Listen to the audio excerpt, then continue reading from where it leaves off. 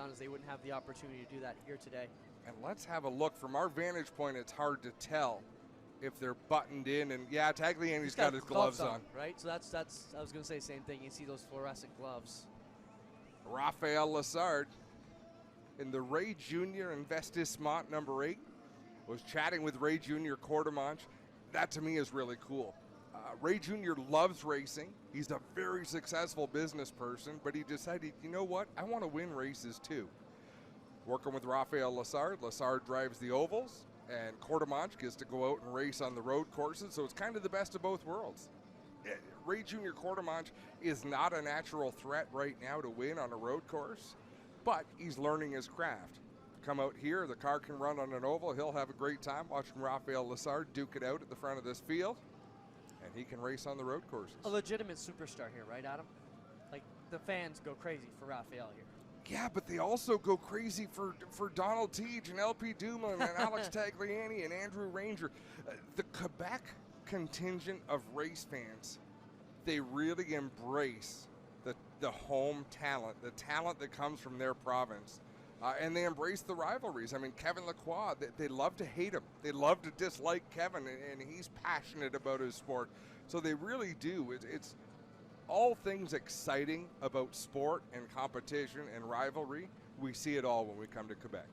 You know, we got to talk to Kevin a couple weeks ago, and he's kind of all right with it. You know, he kind of embraces that. If I'm going to wear the black hat, then I'm okay wearing the black hat. Some people are going to misunderstand me, and that's okay too. It's kind of refreshing for a driver not to need everybody to love him. He did not understand stock car racing when he came here about 7 years ago. I think it was about 7 years ago, and won his first race. He might have been one who won his first race. We'll have to look into that.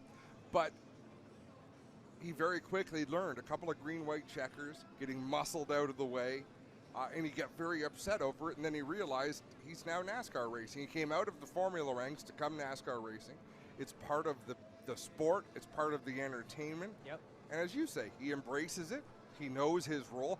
I don't think he loves his role of a villain, but he understands it, and he will play it. Not afraid to engage with folks in social media too, which is refreshing, entertaining, and dangerous all in the same breath. I'll tell you what's dangerous is the fact that his English has become so much better than it was back in the beginning that he can now engage and fight in 2 languages. He can take him on from both sides. What a fantastic field of cars we've got assembled here for the Quick 250, getting ready to come up here from Autodrome Chaudière in Valley Junction, Quebec. Appreciate you all joining us here on what's turned out to be a beautiful Saturday afternoon, Adam. It's just like our day. It was beautiful, then it wasn't, now it is. Yeah. And here we are. It's just how it goes. 23 cars strong. So they are lined up 2 wide from turn 1 all the way back to turn number 4. So when you divide them and put them in one line, they're going to wrap around in the midpoint of the back straightaway, right? Yep. So it's going to be busy for these drivers, and I think that has to favor a driver like Raphael Lessard, who, of course, ran in the NASCAR Truck Series. He got a lot of experience in fields of race vehicles over 30 cars, right? And on big tracks where things come at you in a hurry. So I got to think that Raphael Lessard, this will favor him. It might favor a DJ Kennington with lots of experience, a Trayton Lapsevich, who's used to racing APC late models in close quarters. How about Donald Teach, Adam? We've seen sparks of brilliance from him in the past few years. We've also seen him have problems where he couldn't quite put the punctuation point on the end of the sentence at some events. Donald Teach sometimes struggles at pacing himself. He is so competitive that he doesn't want you to pass him, but sometimes you have to lose a battle if you want to win the war. It's about the big picture. He's got a great starting spot out here in that 80 machine, and he does not care about the point standings. So the field looks to be assembled. I think we've got all the cars on the grid, and we should be ready to get going here. And a great look at the crowd here today. Just massive, massive crowd. But fans, everybody's got a shirt on. You know, they're supporting their team. Seen lots of team shirts out there today. Yep. So walking up and down the field are the NASCAR officials. They will make sure that all of these drivers are ready to rumble And then I believe they might have changed up the schedule yet again because we had heard there was going to be a VIP introduction, but I don't see the announcer down trackside. Great announcer here at the track. Oh, I thought you were talking yourself up. No, does he ever? You know what? So much fun to work with. So normally we would be down here and it'd be bilingual. So I work in English. The local announcer works in French, and we talk together. So I can't speak French, but I can understand it. They can speak English and French, and it's just back and forth, and it's been a lot of fun. I can't understand a word he says. I can tell you that straight up. But exciting to hear him call qualifying. Spencer and I were loving it over there. And when you look back to the guys we had down there, you know, all these guys we had up here with us, we're just freaking out watching them go at it. Yep, they bring the excitement, that's for sure. So all that's left on the front straightaway is a bit of the crew from Fuel Media Lab getting ready to film things to go on TSN. And a couple of officials. So let's go through the starting lineup, Clinton. Rolling off in the 23rd spot out of Kanawaki, Quebec, the K-Fiber Optic Bullies Truck Stop Chevrolet number 66. It's Wallace Stacy. On the outside of row number 11, in the RGC Sports Delta Bingo, Velamo Chevrolet number 2, it's TJ Rinamato. Starting 21st from Peterborough, the OK Tire Peterborough, driven for Communications Dodge number 71, it's Brian Cathcart. Starting 20th in the 0 out of Oshwegan Speedway in the Glenn Stiers Racing Chevrolet, the number 0 Glenn Stiers. In 19th starting spot, car number 98 in the Curb Records AER Dark Horse Strode Chevrolet, it'll be 98 Sam Fellows. In 18th starting spot, car number 37 in the Temis Chrysler Rosso Metal Castrol Dodge, it's the number 37 Simone Dion Viens. In the number 84 car, it's the O'Neill Electric Castrol Milwaukee Dodge of Larry Jackson. Starting on the outside of row number 8, he's from Mirabel, Quebec. A rookie driver this season. He's behind the wheel of the Prolon Rousseau Metals Olivier Ford number 1, JP Bergeron. On the inside of that 8th row, in the Bullies Truck Stop, K-Fiber Optic Chevrolet, number 92, it's Dexter Stacy.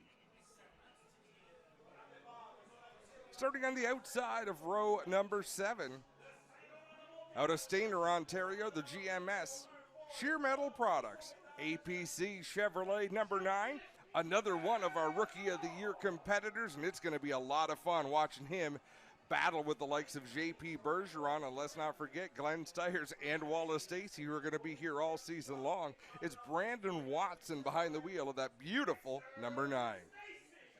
And on the inside of row number 7, in the number 12 Duraking Petro Belanger Albertville Dodge number 12, it's Matthew Kingsbury. Starting 12th, car number 64 in the Leland Industries IHL Group Chevrolet, it's Mark Dilley. In 11th starting position, car number 3 in the North Country Property Maintenance TCB Trailers Fast Eddie Chevrolet, it'll be the 3 of Brett Taylor. Brett Taylor's our only Alberta racer in the field in this race. I don't want to say this season because that can change, but Calgary, Alberta is where Brett Taylor calls home. Starting 10th, car number 17. It's the Castrol Edge Cathcart Trucking CIM Metals Dodge, DJ Kennington. Can you believe this, Clinton? He is one of 3 Canadian Motorsport Hall of Famers in this field. In fact, that might be light. We got 1, 2, there might be 4 of them. I'm going to think about that for a couple of minutes, and we'll get back to you. Carry on. All right, starting 9th. In the number 74 ESR Lacroix Tuning, Boulogne-Mary Dodge, it is Kevin Lacroix in the 74. To the outside of row number 4 we go, and this driver is from Roxton Pond, Quebec. The GM Paillet Chevrolet Canada Chevrolet, number 27, it's Andrew Ranger. Up next, he's starting 7th. Almost had the win at Canadian Tire Motorsport Park, had it snatched away from him in the final corner. From Halton Hills, Ontario, the New Tech Wood Dodge, number 59, Gary Clute. Starting in 6th from Grimsby, Ontario. He's won a race this season. It was the opening round at Sunset Speedway. The RGC Sports Quick FBM Chevrolet number 20 of Trayton Lapsevich. And here's a driver who he took that victory from. It looked like he was on his way to a win at Sunset Speedway, but it was not to be. In the Transit, Easy Clean, RJ Investissement Chevrolet, number 8, it's Raphael Lassard. Your second car on the outside row, starting 4th here today in the Viagra St. Hubert Quick NTN Chevrolet, number 18, Alex Tagliani. Your third starter tonight in the GM Paillet Chevrolet Canada, it's the number 96 of Marc-Antoine Camerand. And your front row on the outside of row number 1 from Boischatel, Quebec. The Group Teej Incorporated, XPN Chevrolet number 80, it's Donald Teej. And your pole sitter, by 6/1000ths of a second, with a time of 13.148 seconds. From Trois-Rivières, Quebec, the WeatherTech Belle-Mère Dodge, number 47, Louis-Philippe LP Dumoulin. That is your starting grid in Clinton. Let's go down. LP Dumoulin in the Canadian Motorsports Hall of Fame. So is Alex Tagliani. So is DJ Kennington. So is Glenn Steyer. So four active racers in this event who are proud members of the Canadian Motorsport Hall of Fame. That's pretty cool. Sure is, and goes to show the level of talent you've got here. And not all of them got it from this series, Adam, which is even more impressive that they've come to the series. Got Glenn Steyer's got his award from his dirt prowess and his investments in the sport. You know, he gets it that way, but here he is in the NASCAR Pinty Series. LP, a lot of his stuff would have come from his road racing career, and that would have built up his mystique and got him a big portion of his nomination into the Canadian Motorsport Hall of Fame. And now he's here in the series. Kennington, well, he's just been here since the get-go. And that's a big accolade for Kennington. Also qualifying for the Daytona 500 helped his effort, so DJ Kennington with that accolade. And the fourth one, Alex Tagliani. I mean, IndyCar, NASCAR, it goes on, road racing, everything in Canada. Tags has got it covered.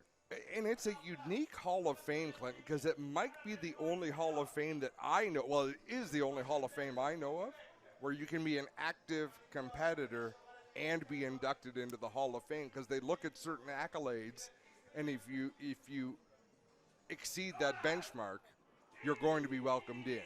Well, it only makes sense, Adam. I got to go to the ceremony a few weeks ago, and there are a lot of the active drivers out there. But then there were a couple of families out there who were inducting folks who had passed on. And why not honor them while they're here, still competitive and with us and with our group, and they can be celebrated with the people that put them there, which is so awesome. Instead of after they go out to pasture, we're going to, oh yeah, remember, he used to be somebody. So I think it's great. For sure. And there's nothing that can happen on the racetrack that would diminish their achievements, their accomplishments. No, for sure. So, Adam, we'll jump over to the announcer booth for a moment. And I'll be stuck here with our producer, Morgan, tonight. And we will put the show on. Amazing here, though. It's so cool to see this place. If you've never been here, as we keep preaching to you, you definitely have to come out and check it out. If you're just joining us, we're getting ready for the Quick 250 live here from Autodrome Chaudière in Valley Junction, Quebec. 250 laps here for the NASCAR Pinty Series. It will be a break race, so as soon or as close as we can get to lap 125, we will take a break. The cars will have an opportunity to go in and make pit stops and come back out. But if you're just joining us, Adam and I were talking earlier, if you get into a situation where you get a flat tire today, you're going to find yourself in a whole bunch of trouble going down a few laps just to try and get back to the pit area. It is not really a setup for pit stops, so you're going to have to go back to the pits, get in there, get fixed up, get turned around, and get back out. So you definitely lose some time, and then you have to wait for a break to get back in. And we're ready for the anthems. Car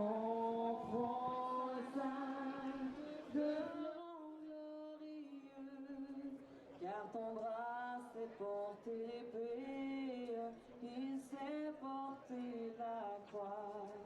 Ton histoire est une épopée des plus brillants exploits. God keep our land glorious and free. Oh Canada, we stand on guard for thee. Oh Canada, we stand on guard for thee. Merci. I'll take care of anthems and only a little bit more to go. Will be drivers start your engines coming up shortly.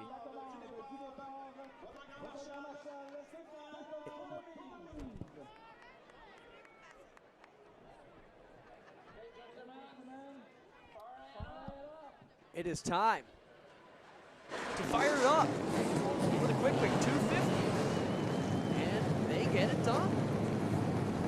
Quick fire starter, the world's best fire starter. If you've not checked it out, an amazing little product. If you camp, if you have a home fire, if you need to cook in the woods, whatever you need, Quick can get you fixed up. Go down and see them. If you're here with us at the Speedway, they have a trailer here on site. And if not, look them up on the web. What a great product. The Quick 250 getting ready to go here from Valley Junction, Quebec at Autodrome Chaudière. Adam Ross back here. Adam, they fired the cars. We got the anthems. What's left to do but put some rubber down on the Speedway? And it's time, Clinton. 23 cars. Who is going to set the pace? Someone has to be the rabbit. Somebody has to run a responsible pace. The first race is to the halfway break around lap 125. Who's it going to be? The winner today? No, the rabbit. I think Donald Teague is going to be the rabbit. I got my Marc-Antoine Cameron. Simply what we saw at Sunset there, where he went out and tried to run away from the field. Here is my opinion. We're going to have the race to the break at 125. We're going to have the next race to lap 210. Right. And then you've got 40 laps. Those 40 laps is where you put your signature on the event. So you're going to play driver or crew chief today? Oh, a little of both. It depends what happens. That's the fun part. That's the fun part of commentating. We're going to play a little bit of official. We do a bit of everything around here. Well, if I'm going to be your crew chief today, Adam, I'm going to tell you that you need to ride and make sure you stay out of trouble, like you said, till about lap 200, 210. And then we'll see what we got and make some adjustments if we have a chance to do it. We probably won't. So we're going to try and adjust as best we can on the break to make sure you're not burning up those tires before lap 200 and you still got some meat. Well, on and your that's sneakers at the end of this one. Right, and that's going to be the call of the day from every crew chief up and down the line, every spotter. Spotter's job is to get you in single file. Quick as you can, get you into a pace. But that spotter and crew chief also have to be watching the pace the leader is running and how that puts you. There are going to be people that go a lap down today, Clinton, who aren't going to finish a lap down. What about a guy like Brandon Watts, rookie of the series? We've seen him dominate these short track events. We've seen him hold on to his tires till the end.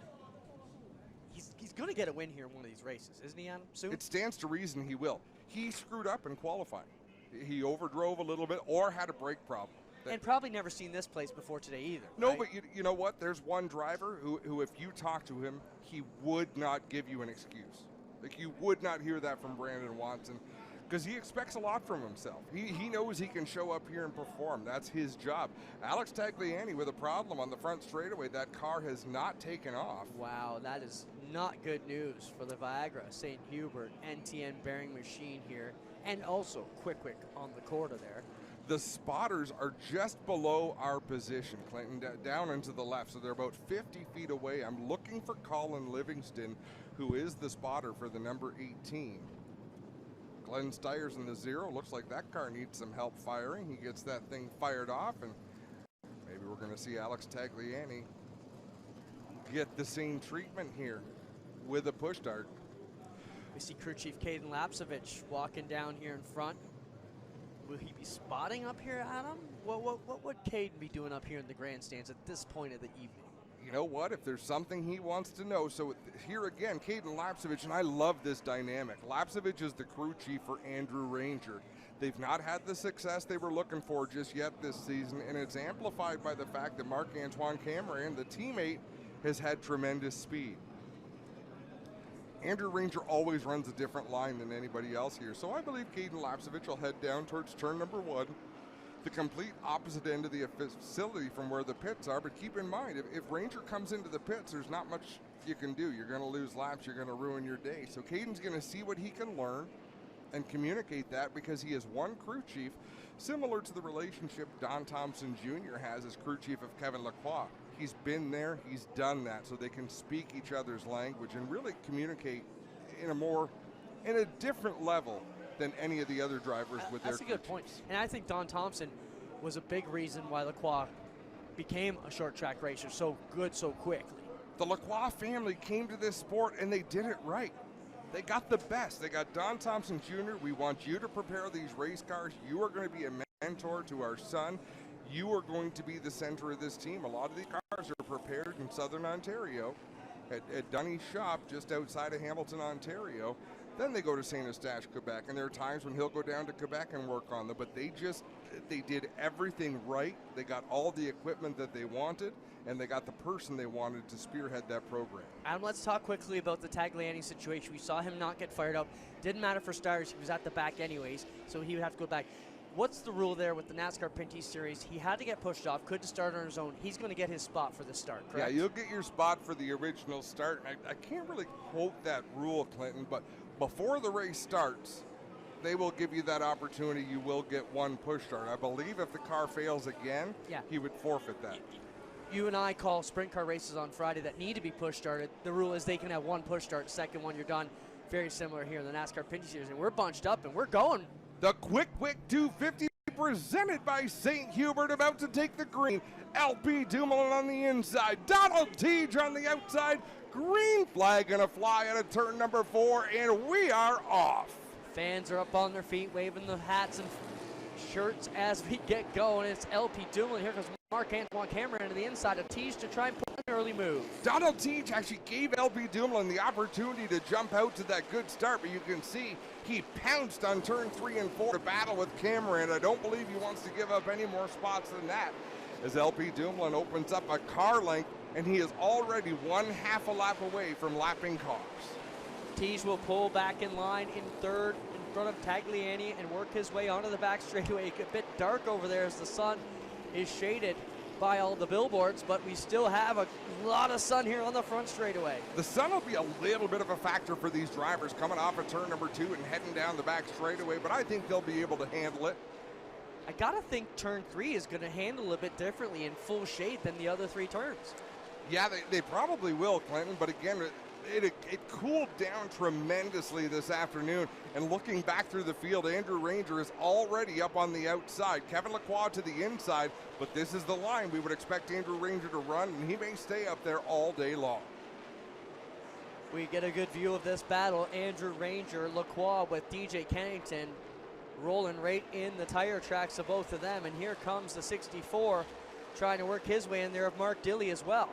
Now, Don Thompson Jr., he's going to be on the radio to Kevin Lacroix saying, look, don't use up your right front tire. You use a lot of right front, having to pinch your car down on the inside of somebody.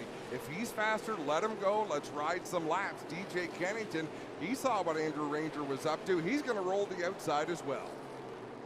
LP Dumoulin will come around to complete lap number 8. He's your leader. Second, Marc-Antoine Cameron, Donald Teege, Alex Tagliani, and then Ray Junior Quarter March machine with Raphael Lessard at the wheel today. I'm a little surprised at Larry Jackson in the O'Neill Electric Supply 84. He's going the wrong direction right now. He's up on the outside of Simon Dion-Vienne. He's one that we generally see will qualify a little further back in the field, but will steadily march his way through. Good two-car battle here as Tagliani gets pinched up on the outside. Lessard will go to the bottom, and Trayton Lapsovich will try and fill that gap as well as they get back to turn number 3. All day long, we're going to see drivers take advantage of other people's hard work. That was Trayton Lapsovich letting someone else do the heavy lifting. Raphael Lessard opened the door. He only needed to drive through. We've got a battle for the lead. Marc-Antoine Cameron. LP Dumoulin slammed the door shut down in turn 3. Boy, Marc-Antoine Cameron had a great run down the back straightaway that time, and you're right. LP put it in, had everybody gulping up here in the scoring tower as they worked their way back to 3 and 4 again. And now Tijan in the back of Marc-Antoine Cameron. Traffic is going to be an issue. Some of it's lap down traffic and some of it's the traffic that comes from behind. LP Dumoulin swings up to the outside to put Wallace Stacy a lap down. Cameron going to follow in his tire tracks. They will both clear the 66. Now Donald Teague will do the same thing. Top 3 together with a lap car behind them. Raphael Lessard will make the high side move to get around the Stacy 66 once more. And as they bring it back to the front, 15 on the board. Still LP Dumoulin, but here comes Marc-Antoine Cameron sniffing up the bottom side. Cameron's going to run out of racetrack as they approach Brian Cathcart. Dumoulin swings to the outside of Cathcart. Cameron, he's a dancer with no partner out there. He's got nowhere to go, but he's going to drive to the inside. Ooh. Oh, no. Wow. Nice to meet you, Mr. Cathcart. Well. And Brian Cathcart goes around. I think that was a little too early to be putting that move on him, Adam. No, he just approached him and dumped him. Well, you know what? Marc-Antoine Cameron, aggressive out there. That's where he wanted to go. I think it was too aggressive of him. He needed that. He needed to move him. There's no doubt, but No. not the first turn. No, not at all. You had to try a gentleman. You're the move second first. place driver. Get in line. Right, the leader, LP Dumoulin is the race leader, is going to use Brian Cathcart, not as a pick, he's just running his line. He's a dancer with no partner out there. He's got nowhere to go, but he's going to drive to the... But lap 17, you got a lot of time to be doing that. You could easily get yourself in trouble. I'll tell you what, Marc-Antoine Cameron, what is going to cause trouble is if they came up on Brian Cathcart and put him a lap down on lap 16, they're going to do it again later. And if I'm Brian Cathcart, who's one of the nicest guys in the pits, I've now put the number 96 on my dashboard. So You know what? That's a foul. Party foul. As the race gets later on, you know what it's like. You make their life a little bit more difficult. You want as many friends as you can have. It's hard to make friends when you're a bull in a china shop. Let's take a quick break here on Flow Racing, and we will be right back.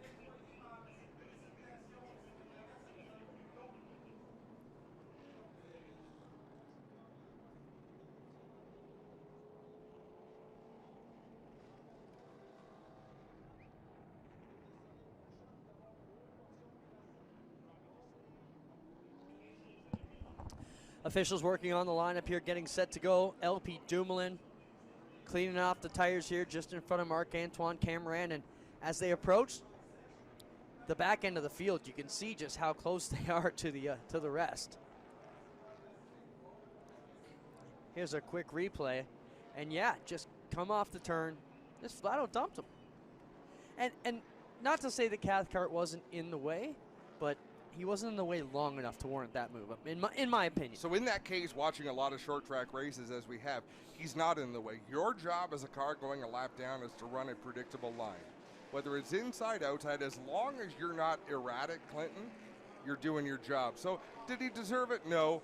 It was an innocent spin. But if I'm Brian Cathcart, I would be a little bit irritated. I would come on the radio and say, hey guys, who was that? But if he held him up for 3 more laps, then the move's warranted.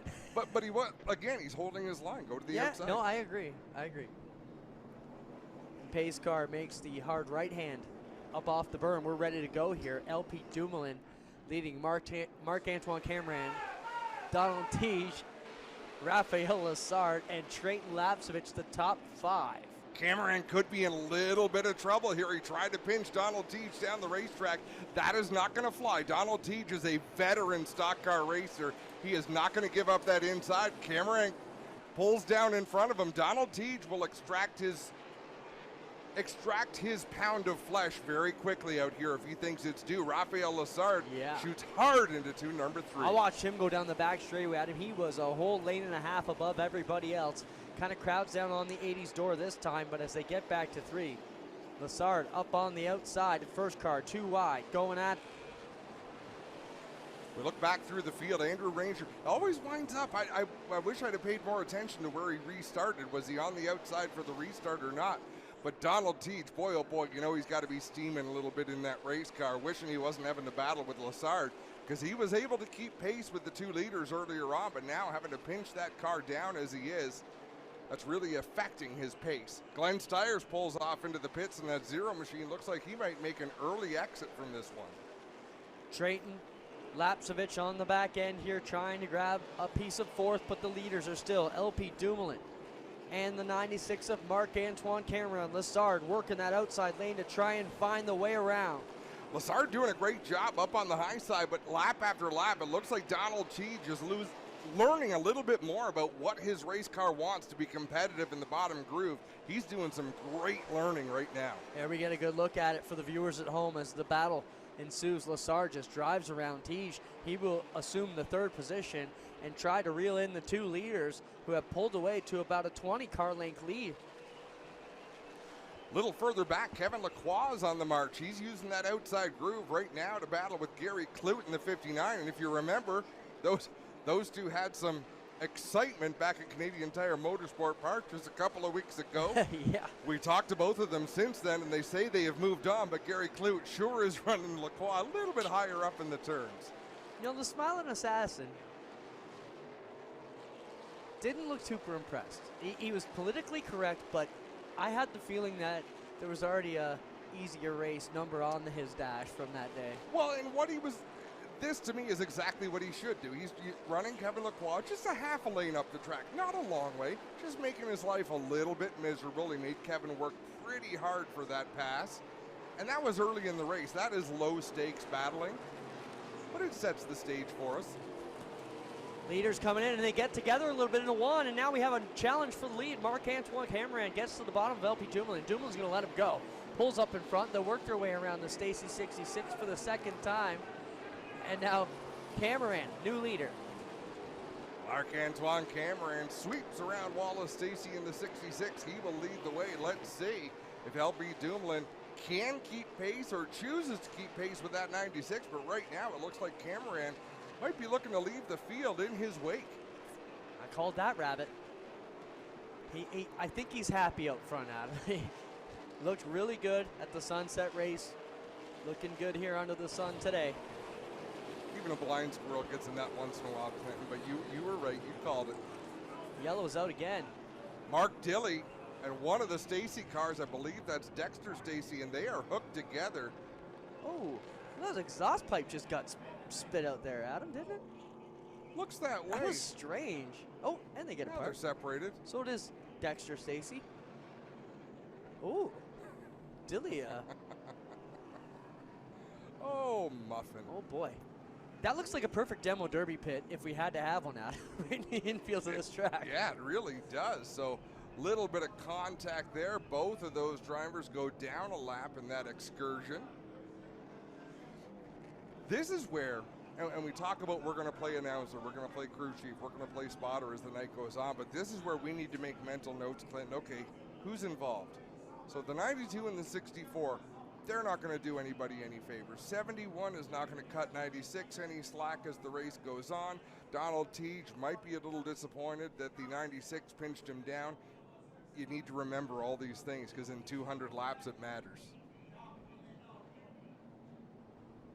Marc-Antoine Cameron paces the field here behind the pace car. Has been dominant a few times this year. And really good at Sunset. Should have won that race. Well, and that's the thing with short track racing is they will leave there certainly thinking that, but car racing doesn't owe anything to anybody, right? In their minds, hey, we dominated that race. Yep. Things can happen at the end, and they often do in the NASCAR Pinty Series. Boy, oh boy, we have had some dynamic finishes over the years, but particularly the first two races of this season.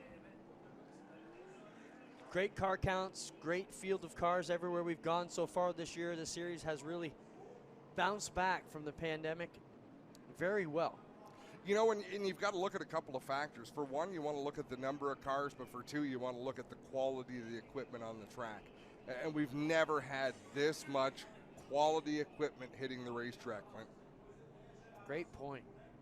More and more newcomers coming in, different people getting involved, influx of cash from some of these more wealthier investors in the series, which is always helpful.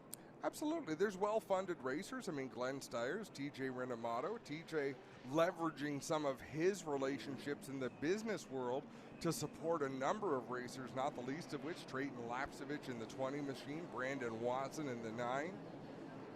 So there's, and the sport needs that. The sport has always needed that. Would Dale Earnhardt have been Dale Earnhardt if it wasn't for Richard Childress? No. Deciding that, you know, he didn't want to drive anymore, but look, together we could do some good things. It's a lot like the 8 situation there, right? Yeah. Ray Quartermash says, hey, maybe I shouldn't drive. Maybe you should drive. Dexter Stacey headed for the pits. Yeah, Stacey makes that hard right turn. And as we said, it's going to be tough to go into the pits and have any hope of not losing 2 to 3 laps. Right now, Matthew Kingsbury in the 12 machine comes up lame on the back straightaway. That'll keep the yellow flag in the air. Yeah, the pace car was going to make the right-hander there, I'm pretty sure. And Mike Charret, starter for the NASCAR Pinty Series, had the green and was getting perched up ready to throw it, but he had to reach back for the yellow one instead. It looked like Kingsbury wasn't sure if he wanted to make the right turn into the pits or stay on the racetrack. He chooses to stay on the track. That's a gorgeous car. Isn't that King pretty? 12. Oh. All the cars look great this year. They really do.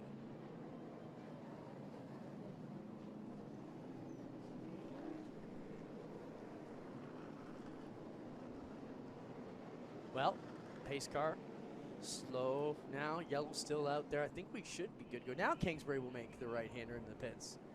Just need a lap to think about it. He was psyching himself up a little bit. So you've got to make the right turn halfway between 3 and 4. Little dog leg where you go back into the pits, which is almost the length of the front straightaway to get back to where they can work on these race cars. Maybe it was like a Days of Thunder moment where the crew was eating ice cream. Weren't ready for him to come in yet. I've been there, Clint. Eating ice cream, or you wanted to come in and your crew was eating ice cream? No, eating ice cream. I eat ice cream every night before bed. That's it. Okay. I'm not going to judge. Who am I? Who am I to judge you? Look at my bugger. figure. I know. I know. That's just because I don't eat anymore, but anything but ice cream. But let's talk business. Let's take you through the field as we're almost 50 laps into this Quick 250 presented by St. Hubert. Marc-Antoine Cameron in the 96 leads the way. LP Dumoulin in the 47 is second. Matthew Kingsbury returns to the racetrack. I believe he did that and only lost 1 lap. Third is Raphael Lessard in the 8. Fourth is Donald Teague in the 80. Fifth is the 20 of Trayton Lapsevich. Sixth is Andrew Ranger in the 27. Alex Tagliani is 7th in the 18. The 74 of Kevin Lacroix is 8th. DJ Kennington, remember that name. DJ Kennington, Castrol Edge 17 in 9th. I think he is quietly doing exactly what he wants to do. Rounding out the top 10, it's Gary Clute in the 59. Still a number more cars still on the lead lap. The 9 of Brandon Watson, the 3 of Brett Taylor, the 84 Larry Jackson, the 1 JP Bergeron. I believe the 37 of Simon Dion Vienne also still on the lead lap as we go back to green. And we can hear our compatriot, French announcer next room, going at it. I love the energy. I'm a big fan of professional wrestling. I love the big events. Let's check in with our Spanish commentators. Yeah, for sure. It's exciting. Even when you don't know the language, it's still good to see them get ramped up. Another guy getting ramped up here is Marc-Antoine Cameron out front of LP Dumoulin. And then you've got Teague and Lessard side by side there for that position number 3. Donald Teague exploring some different lines out there. He's good in 1 and 2. 3 and 4, he struggled last time, went way up the racetrack. This time a little bit more efficient. He's able to keep that car down, and he will have the spot at the stripe. Still a little bit loose off of 4 for that 80 car. Adam makes me worry about his tire conservation as they work on it. And we'll watch him as he gets loose here again. stands on the gas and kind of fishtails it out. That time a lot straighter and smoother off of 4. And remember last year when Donald Teague was out with that broken hand or broken wrist, it was Raphael Lessard who drove the car for him. Oh, Lessard has trouble in turn number 3, shoots up the racetrack. There goes Trayton Lapsevich. Andrew Ranger may try to follow him through, but out in front, Marc-Antoine Cameron with about 6 car lengths over LP Dumoulin in the 47. Haven't really had a lot to say about Trayton Lapsevich, Adam. You know, winner at the Sunset event, wasn't supposed to grab the win, ended up with someone else's misfortune handing it to him. He was legit a 3rd place car that day, but you got to be there to capitalize when those situations arise. You're absolutely right, and that's what we talk about. It's that last portion of the race. You've got to put yourself in position to have a top finish. Look at this gaggle of cars. Gary Clute working the outside of Alex Tagliani. That's a battle deeper in the top 10. DJ Kennington looking for racing room right behind them. Kennington quietly making his way. A couple of veterans there. Tagliani in front of him. Clute hung up on the outside. We also see Lessard working the outside of the Lacroix 74. A few laps ago, it looked like we were going to be talking about Raphael Lessard going up to challenge for the lead. He's fallen out of the top 5 up there on the outside. Right now, it's Andrew Ranger looking racy. He pokes his nose to the outside of Trayton Lapsevich. Can't quite get there. Now he'll look back to the inside on the 20. And he sails it down into turn number 3, and he made it stick. Wow, that was a power move by Andrew Ranger to pick up that 4th position. Yeah, he's going for it. Just walked around all those guys, working his way up towards the Tige 80 now. See if he can make a move on him. Still, it is Cameron, Dumoulin, Tige, Ranger, Lapsevich, the top 5. Then Lacroix, Tagliani, Kensington, Lessard, and Watson through 6 through 10. There has to be a level of frustration for Andrew Ranger. The teammate car is doing so well. Back at Canadian Tire Motorsport Park, it was pretty much driver error. They punched a hole in the oil pan because he was just pounding the curbing at CTMP.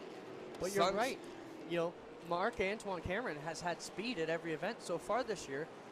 Ranger, not so much. And he's a proud driver, but he's setting up Donald Teague. Let's see if he can sail it into turn number 3. Gives a little nudge there to Teague. Not much, but just a touch. Boy, you couldn't have put a business card between them on that speed shot when they came down the front straightaway at our cameras. Give Andrew Ranger that 3rd spot. Trayton Lapsevich in the 20. He says, I'll walk through that door if you're going to open it. So up front. Trouble on the front straightaway. That was... Did Glenn Stiers just re-enter the racetrack? I don't know, but he is out there. I didn't see when he came back out. Wow.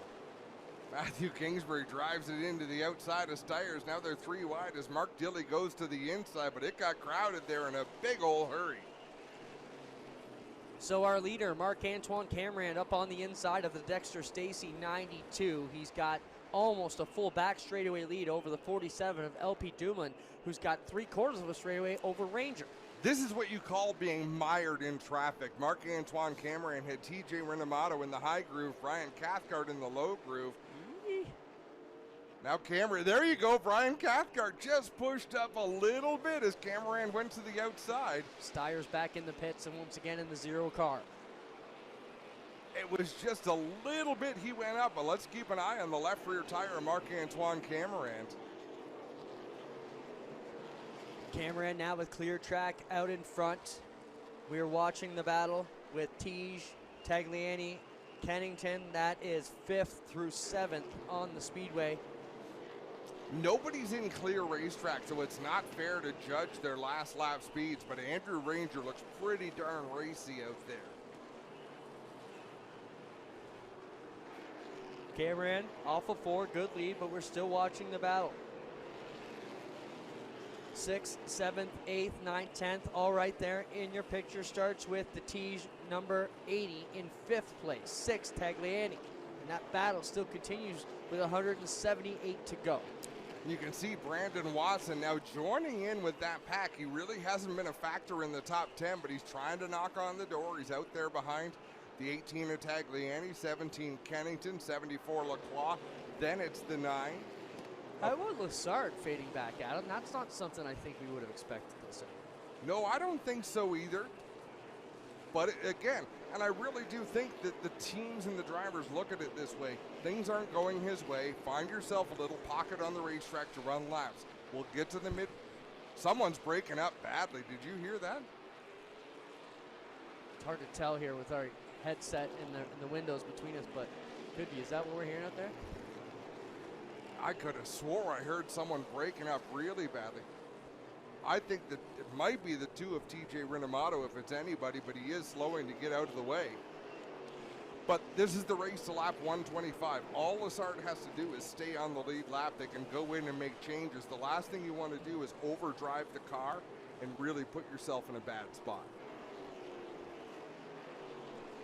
Working on lap 77 complete, 78 now. Next on the board, still Marc-Antoine Cameron, LP Dumoulin, Andrew Ranger, Trayton Lapsevich, and Donald Teege, the top 5, 6 through 10. Tagliani, Kennington, Lacroix, Watson, and Clute as we watch the leader just ringing laps off the board.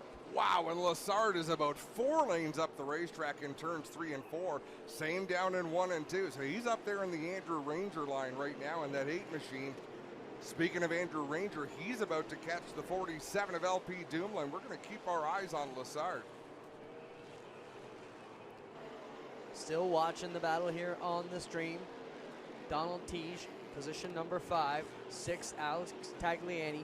DJ Kennington in position 7 in the Castrol Dodge. Matthew Kingsbury makes contact with the 3 of Brett Taylor coming through turn number 4. That is just ahead of the race leader, Marc-Antoine Cameron. So that's what you've got to watch for when you're the leader and if you're that spotter. You know these drivers are going to be turning up the wick. They don't want to go a lap down. If they are a lap down, they don't want to go another lap down. So they're going to get aggressive out there. Look at Brett Taylor. It looks like he might be trying to size up the 12 of Kingsbury. He gets into the back bumper here a bit off of turn number 4, and the pack is tight right in front of leaders, and TJ Rinamato got off the pace. Good thing he was in the high groove. Cameron got by on the bottom.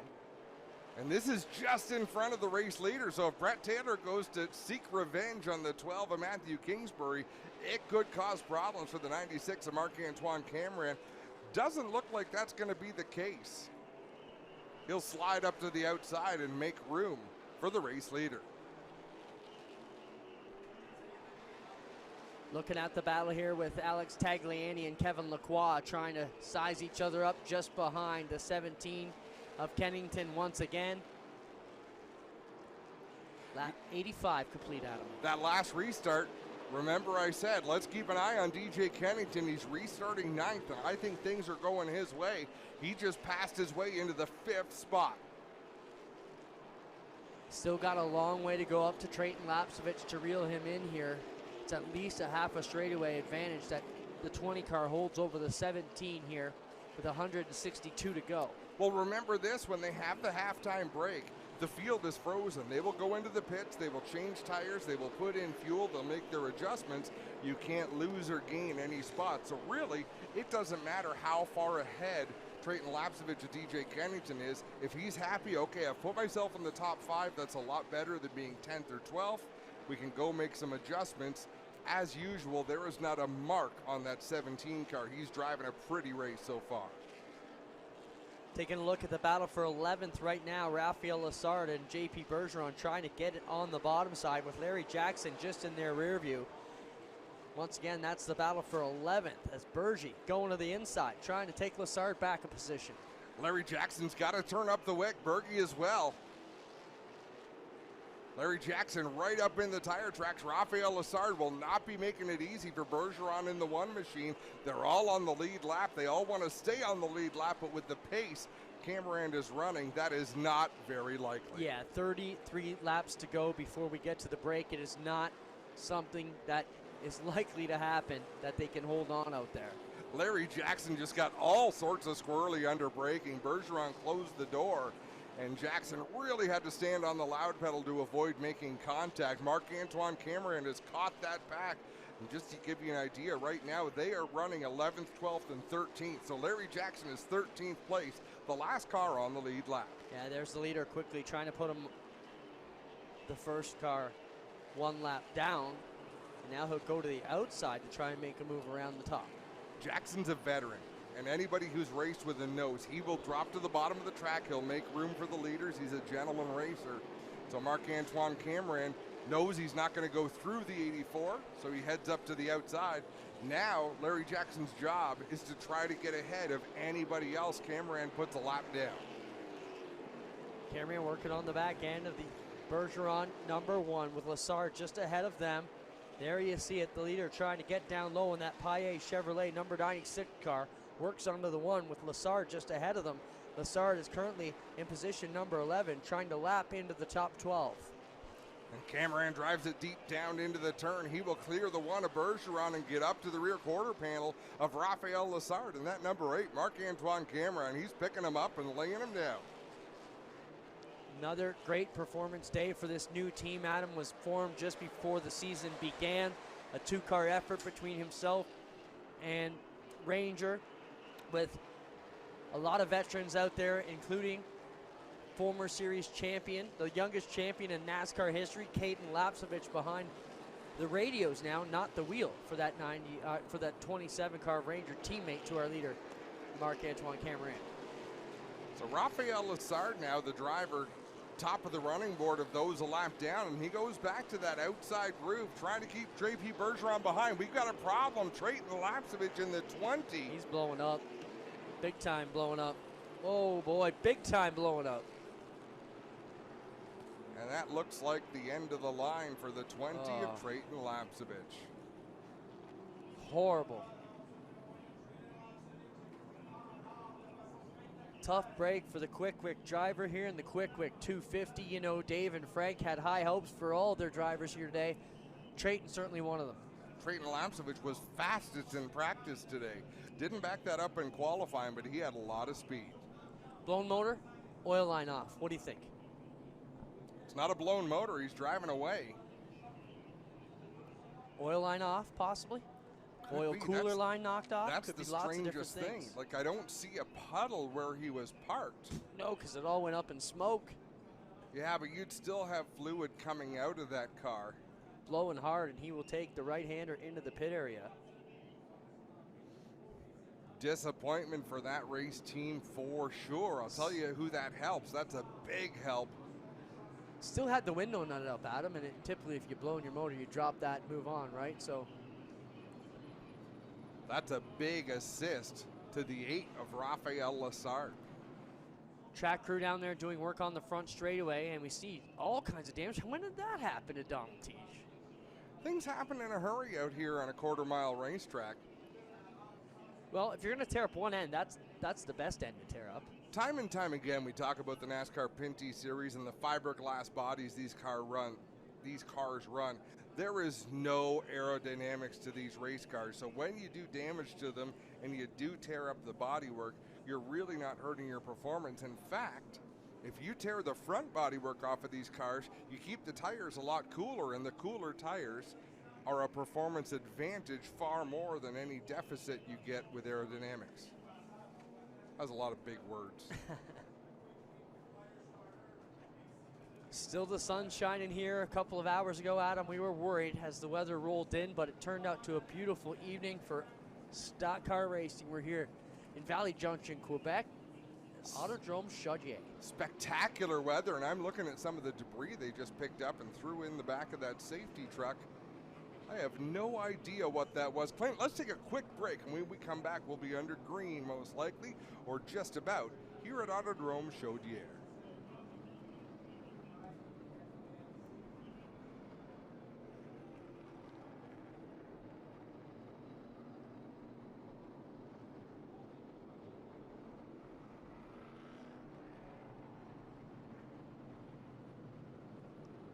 Welcome back here to Autodrome Chaudière, Valley Junction, Quebec for the NASCAR Pinty Series. Quick 250. We are 106 in the books of 250 lap event with a break coming in 19 laps or so. And it's not, unlike stage racing, it's not a hard point where they will throw that yellow. So it's in and around lap 125. They'll have that halfway break, and all the teams will go to the pits. They'll all get the same amount of time to work on their race cars. But what a race we've seen so far. How impressive is Marc-Antoine Cameron? on paper, he wouldn't have been the guy we would have been thinking would have been dominating these things. No, you're absolutely right. And the fact that we've gone red here tells me we might have some oil mess to clean up. Crew up there in turn. No, they're still picking up debris at them from what I can see. I don't see them with the sweeper trucks out. They're not laying down the oil absorb. It doesn't take a whole lot to confuse me, Clinton, but You're confused with what's I'm going at on a here? bit of a loss. We've got track manager Martin Roy just walked in. You don't get a ton of smiles out of Martin, but he's got a smile on his face today because Mother Nature helped him. Martin, you don't want to come talk to us? Come No? on, give us 2 minutes. No? Now, Martin Roy, his background in motorsports, he was crew chief for Brett Hearn. If you don't know who Yeah. Brett Hearn is, he's a dirt modified racer, and I don't care what kind of a racer you are. When your resume include 900 plus main event victories, you've had a pretty impressive career. Must get boring to win that much. Nope, I bet it doesn't. I bet it doesn't either. And you know why we know it doesn't? Because they keep coming back. Because we watched him in Charlotte. That's true. He won in Charlotte, and he hadn't won in a while. He wasn't racing full time. But to see the excitement on the face of someone who's done that 900 times, and it was a big deal that he could do it again. And I think he probably knew that was the last one. There's no better pro in racing than a guy like Brett Hearn. Handled his corporate, did everything great. Congrats to Martin on all the hands he had there. Congrats on a fabulous crowd. Congrats on needing the cops to control this place today because it's out of control in a fantastic way with crowds. Congrats on the beer companies for providing enough beers. Like, they have not run out of beer. We're right in front of the beer line, so that's why it's maybe a little more apparent to us because we're standing right here. Are you getting thirsty yet? I've had some water. I've had a I'm thirst empty. on for okay, water. so there we see it now. So yeah, we've got some oil dry going down from the inside of turn number 3 up the banking. We need Benny Hill music. In my head, actually, Benny Hill music plays a lot in my mind. It's like the soundtrack of my life. That of the chicken dance for some reason. I don't know why. Even though he wouldn't be doing the chicken dance. Want to say hi to everybody watching at home. We're getting a lot of questions and comments coming in, and that's great.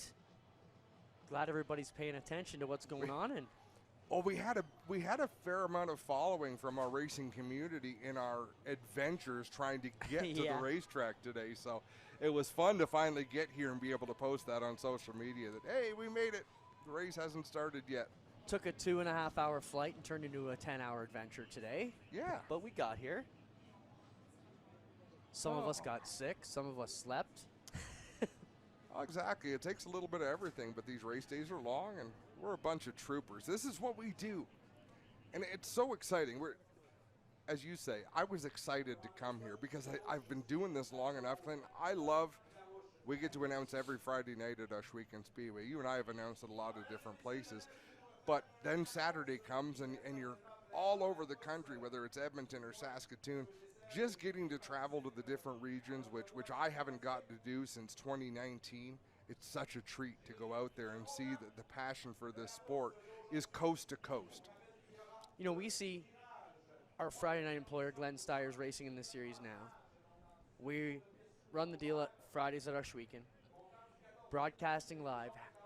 Do you think we could get Glenn to just move Ohsweken permanently to Thursdays for us, and then him and us, and we could all just make things easier on our Saturdays? Probably not. We could cruise. We could get in our cars and just meander to the next race, but that's not what it's about. I asked you if you want to take the motorhome. You're like, no, I'd rather fly and Listen, the watch me get sick on Dave Bradley and stuff. Yeah, well, not everyone's built for that kind of travel, and that's a story for another time. Yeah. We're here, though. We're happy. I feel good now. I got some of this awesome poutine they've got here. And of course, Steamed hot dogs, too. the fun thing about this, aren't they? Oh, can't say enough. Like, there's a race after this, right? So we can go get some? Because that's what I'm hoping for. The fun thing about this racing is, and I've got to do it for years, is watch the event live, call the event live, and then see the production that Fuel Media Lab puts together that gets aired on TSN. Yeah. And it always you always see things that you didn't see live. So it's always funny to go a little bit deeper into some of the storylines. And Joel Robinson and his crew does as good a job as anybody in the business. If you're wondering what's behind the the quad there, if you knew. That's a portable jet dryer. I mean, you can see it blowing all the dust. You see the stream of dust being shot back to the infield there. You're being a little generous calling it a jet dryer. Well. It is a leaf blower. Okay. Jet dryers are what they dry Daytona Speedway with, and that's what Juan Pablo Montoya drove into and created an inferno. If you drive into this thing real hard, you'd probably create a clunk. That's all. Just poof. Yeah. A little less ceremonious ending. I'm trying to build it up, Adam. You just cut it off at the knees. It's okay. The jet dryer fires up. For the price of fuel, I'm surprised that they can run That's all they can use out here with the gas costs these days. So under the red flag, let's give you a field rundown of where we're at. I probably could have opened my timing and scoring before I led into that, but that's not how we do things. 106 laps are complete. Your race leader is Marc-Antoine Cameron of the 96. LP Dumoulin in the 47 is second. The 27 of Andrew Ranger is third. The 17 of DJ Kennington is fourth. The 80 of Donald Teach is fifth. 6th through 10th, Kevin Lacroix in the 74, the 18 of Alex Tagliani, the 9 of Brandon Watson, the 59 of Gary Clute. Now, that's interesting. Timing and scoring is showing Brandon Watson a lap down. And I think what happened, if I can guess, Cameron took that lap before they came across. We ended up going yellow, so I believe we'll see if it gets rejigged. The top 10 cars are on the lead lap, and I believe Rafael Lessard is 10th, and he'll get the free pass. Then we'll go one lap down. The 1 of J.P. Bergeron is 11th. The 84, Larry Jackson, is 12th. The 98, Sam Fellows, is 13th. Only one lap down. That's a great job by Sam Fellows in that 98. Simon Dion-Vienne in the 37, Brett Taylor in the 3. Those drivers are all unofficially one lap down. 2 laps down, we've got the 12 of Matthew Kingsbury, the 64 of Mark Dilley.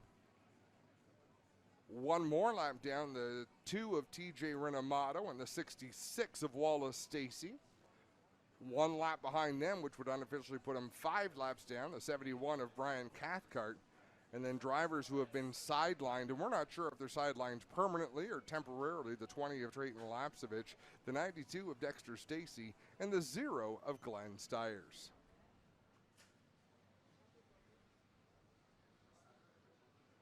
Track work continuing here. They're right up off the outside of turn 2 where Lapsevich stopped working on that part of the speedway. And we talked about it. So on the screen right now, you see the turn 3 and 4, and you see the shadows over the racetrack. And I'll bet you these drivers are appreciative of being parked in the shadow right now. What do you make of the green wall? I love it. It's unique. I really like it. You know, when you first see it, it's kind of striking. You're like, I don't know if I'm in love with that. But the more I'm hanging around, the more I like it. It blends into the scenery nice. It's just beautiful. But it looks so good. Like the Chaudière painted into it in turn number 3. I mean, I think if it was unkept, maybe we wouldn't like it. But no, they do a nice job. Everything looks great. If you're ever down near Valley Junction, make sure you come by and check it out. They have some amazing racing here weekly. I'm looking at your jet dryer go by. I don't think you can pull start a jet engine. I'm not sure, but I don't think it has a recoil like your lawnmower. Okay, well, what are you going to call it then? A leaf blower? The blower. Just call it the blower. I mean, think of it. If we didn't pick each other apart, we would run out of things to talk about. Let's take advantage and take another quick break, and we'll be back with more action from Autodrome Chaudière.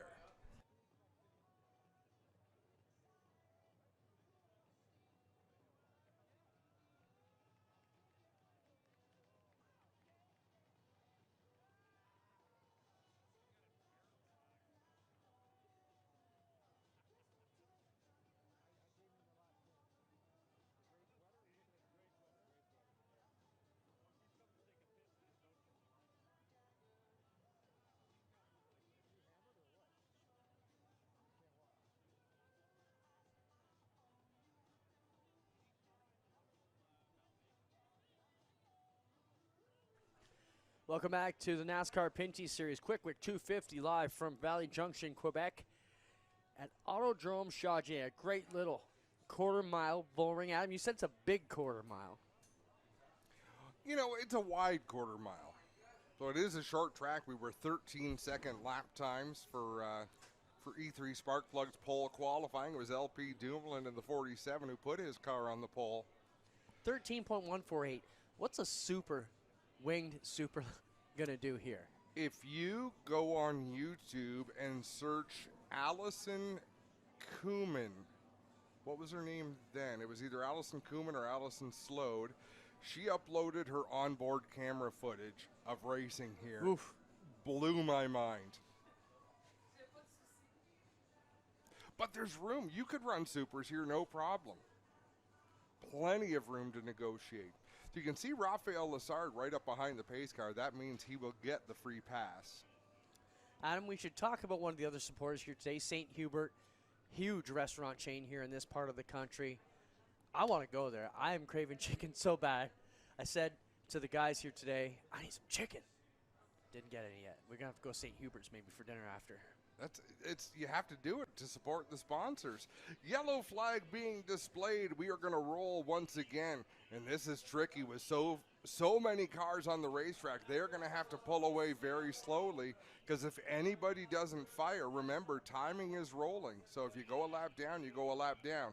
The officials do not want that to happen. They want everyone to be able to fire up. So they'll have push vehicles in the waiting. Everybody has pulled away. So everyone that's has rolled.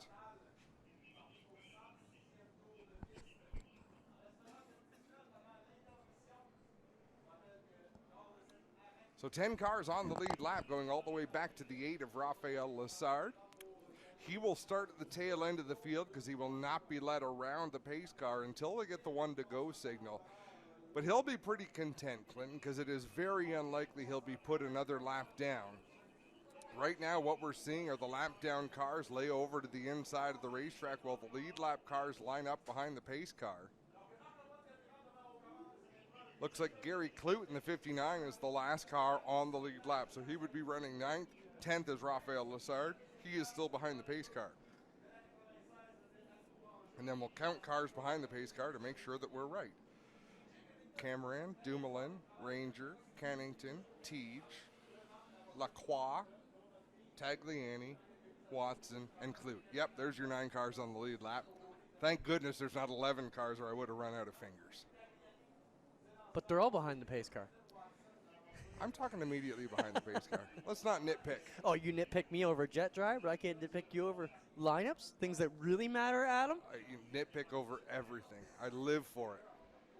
1 to go. Let's double up the field. Let's send Rafael Lessard back around the pace car. This is a good time. If you're LP Dumoulin, this is actually a good time to push your car. You know we're going to be at the break soon. You don't have to worry about wearing out your right front tire because you're going to get a fresh one at the break. You want to see how your car stacks up with the 96 of Marc-Antoine Cameron. So I could see LP Dumoulin pushing the envelope just a little bit on this restart. The pace car peels off the racetrack, leaves the field in the hands of the 96 of Cameron. Such a slow pace off of 4. Cameron will drag them off to turn number 1. LP Dumoulin trying to grab some position on the outside. Dumoulin rolling the high side on Marc-Antoine Cameron.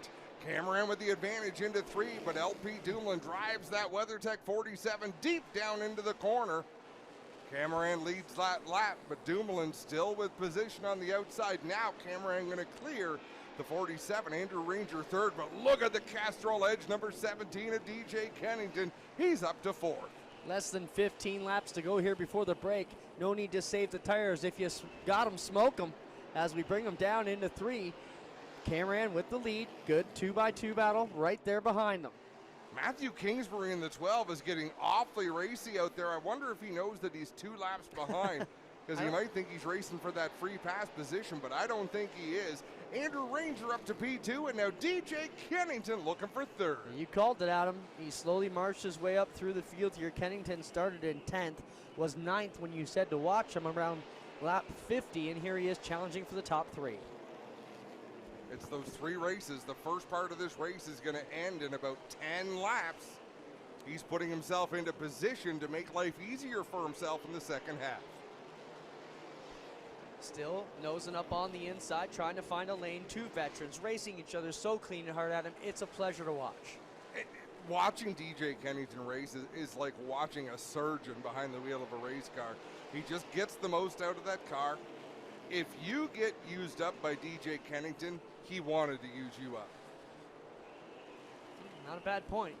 See Donald Tige and Alex Tagliani right together. Tige with that left rear flapping in the breeze. Tagliani, he's had a solid run. That car's pretty clean in the 18. He's moved forward a little bit. He's dropped back a little bit. Hasn't put himself into any precarious positions as DJ Kennington. Dumoulin came right across the nose of Kennington. Kennington gave him a little bit of a nudge there in 3 and 4. That could have been a lot worse for second and third place cars, or sorry. Third and fourth. Yeah, third and fourth. As Ranger in second spot with teammate out front. Kennington with a good run through 1 and 2 there. He keeps the nose to the inside of Dumoulin. Comes right in the tire tracks of the 47. A little bit of a push. He'll look to the inside on the front stretch. Dumoulin comes back down across the nose. They nearly get together once again. Kennington sailed to the car in there with a lot of rear brake. Just about lost the back end. Now I think DJ's getting a little frustrated with that 47 car of LP. Well, he also sees the 74 of Kevin Lacroix coming, and he knows Kevin is aggressive. He also knows it's less than 5 laps to the midway break. DJ Kennington has to go. It's time.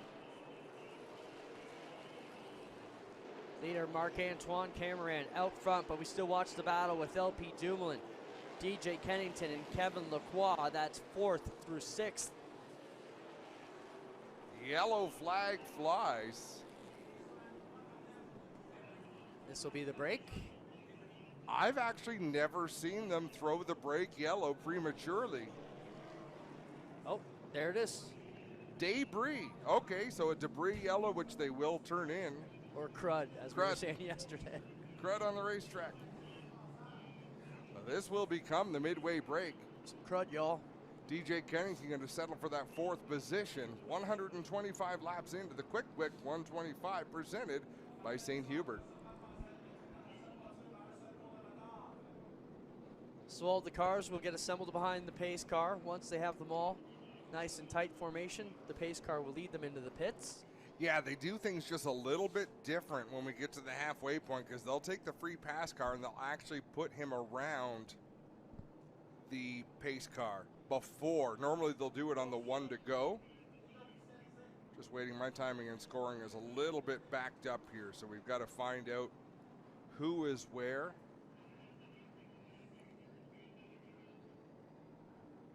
Not sure where Raphael Lessard got. I thought he had got his lap back. Like I said, doesn't take much to confuse me. Well, he wasn't from the pace car there, was he? I thought so. Restart. Yeah, unofficially, I think it might be Simon Dion-Vienne in the Castrol Edge 37 getting that free pass, but we'll wait for the officials to sort that out. No, they're sending the field. Uh-oh. Did he go prematurely? The leader went in the pits, Adam, and did not follow the pace car. And Ranger thought about it, and then he stopped, did not maintain pace. Kennington passed him. Wow. Woohoo, drama. If I'm Marc-Antoine Cameron and I'm looking in my rearview mirror, hey, guys, where'd you go? Wow, so is he losing laps out here right now, Adam? Every lap counts, I think. Although my timing and scoring still shows Marc-Antoine Cameron the race leader, so this will be a challenging one for the NASCAR officials to sort out. Wow. But I don't know that NASCAR officials have ever really taken into consideration the spirit and intent of a rule compared to the cold, hard facts. Because right now, so now everybody except Andrew Ranger is heading into the pit. So cue the Benny Hill music again, yeah, Clinton. what is going on? Confusion. Right? So look at the situation. So Cameron went in the pits prematurely, or did he? We don't know. Ranger should have followed the field and didn't. The rest of the field went in, but not with the pace car. There's a lot to unwrap there.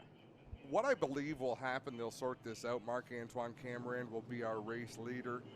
The lineup will be frozen, but communication is everything. The race director communicates to the team spotters. The team spotters communicate to their drivers, and that's how instructions get passed along. But Adam, okay, so I can see from both sides. NASCAR officials say, look, he was obviously the leader. He's dominating this race, made a simple mistake or miscommunication, however you want to call it, takes it into the pits. But you got all those other teams saying, no. He didn't do it right.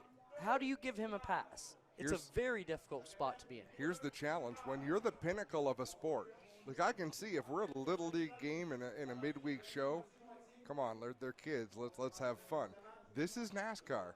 This is sport. This is the premier racing organization in Canada for stock car racing. As I say, I believe we're going to see Marc-Antoine Cameron remain the race leader, but there should be a penalty to somebody somewhere for what has just taken place. Whew. A lot to unpack here. We'll take a quick break here from Valley Junction, Quebec. Autodrome Chaudière and the Quick 250 presented by St. Hubert. We'll be right back.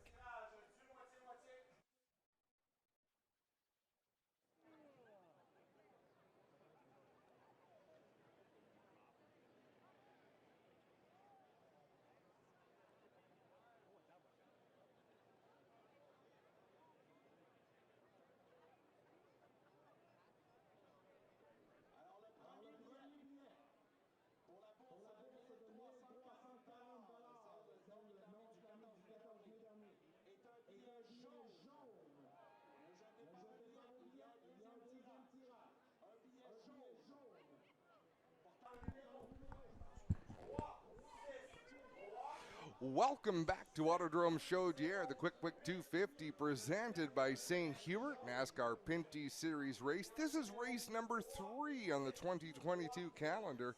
Drayton Lopsovich took the win at Sunset Speedway in Innisfil, Ontario in round number 1. We went to round 2 at Canadian Tire Motorsport Park, and it was Kevin Lacroix, the driver from St. Eustache, Quebec, taking the victory there. We look down the running order here. There's a good chance, Clinton, we're going to have our third different winner in 3 races. But in both those races, Adam, the drivers that dominated did not come home with the checkers. You noticed that, did you? I did. It's happened so often in this series, and that's why I believe, Clinton, you break this race into 3 segments, and the last segment is that final sprint to the finish, where all the work you did throughout the weekend to set yourself up for success, it matters, but it's not the most important thing. The most important thing is a little bit of good fortune and putting yourself in position to not get taken out or to be able to take that advantage and make the move. Lap 126 on the board. The field is frozen, and they're in the pits right now. It's a break race here at Autodrome Chaudière. That means the field order will be frozen. They will have a couple minutes to adjust their cars and work on them, and they'll all come out here together in one shot.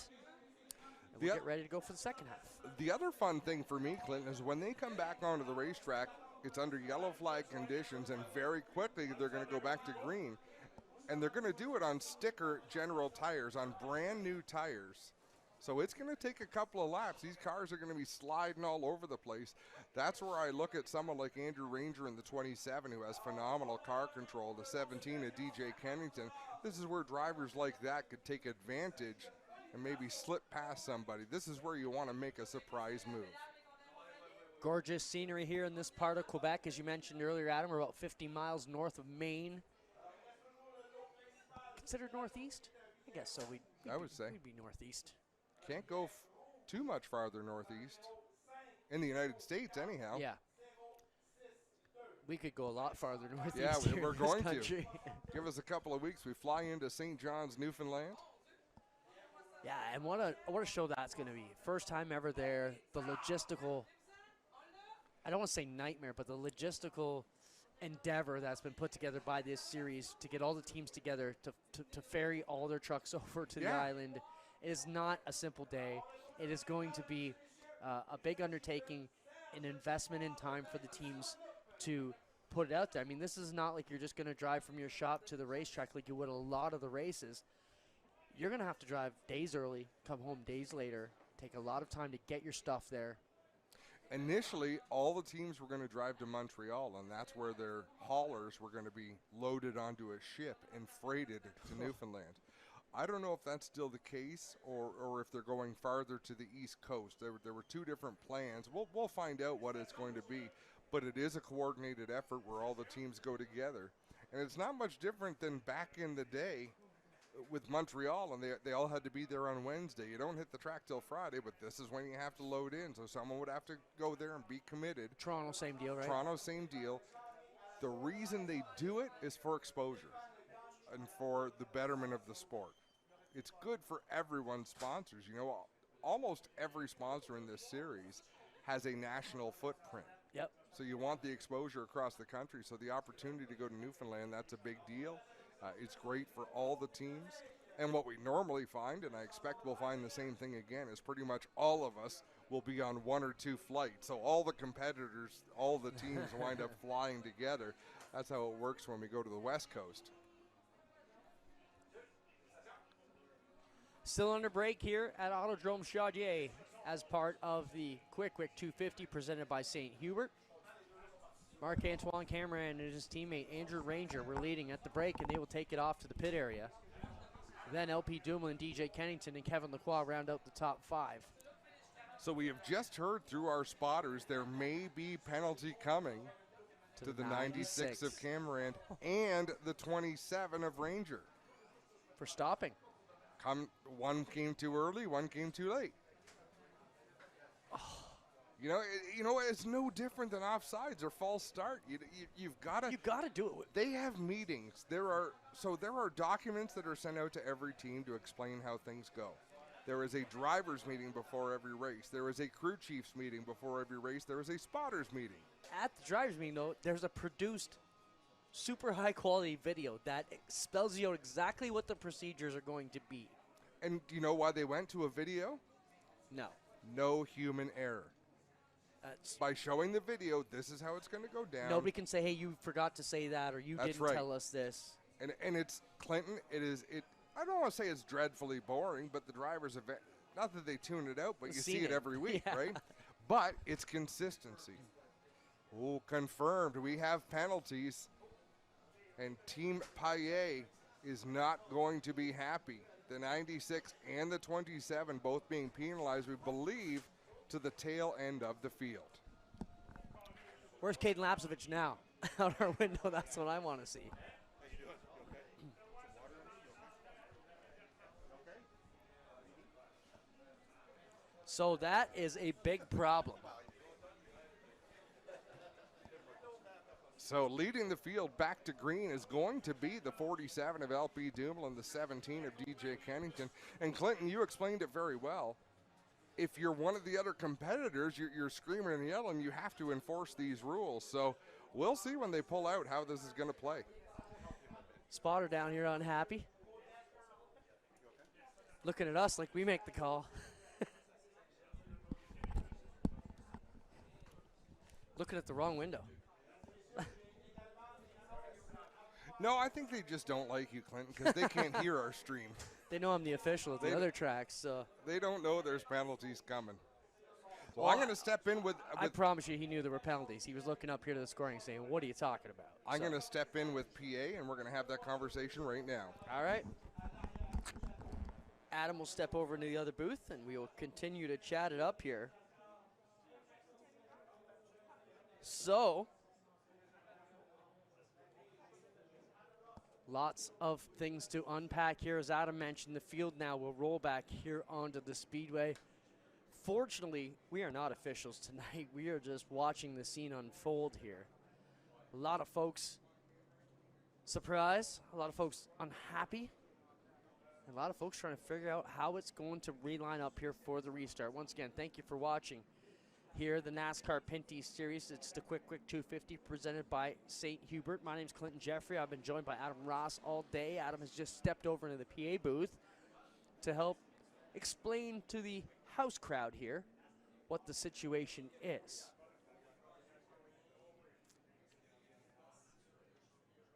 So, all the spotters down there listening to Adam explain the situation, and none of them Well, two of them aren't very happy, as you can imagine. Field getting back out here, lined up in turn number 2. And it will be LP Dumoulin with the lead. DJ Kennington will restart in position number 2. Kevin Lacroix will be 3rd. 4th, Donald Tige. 5th, Alex Tagliani.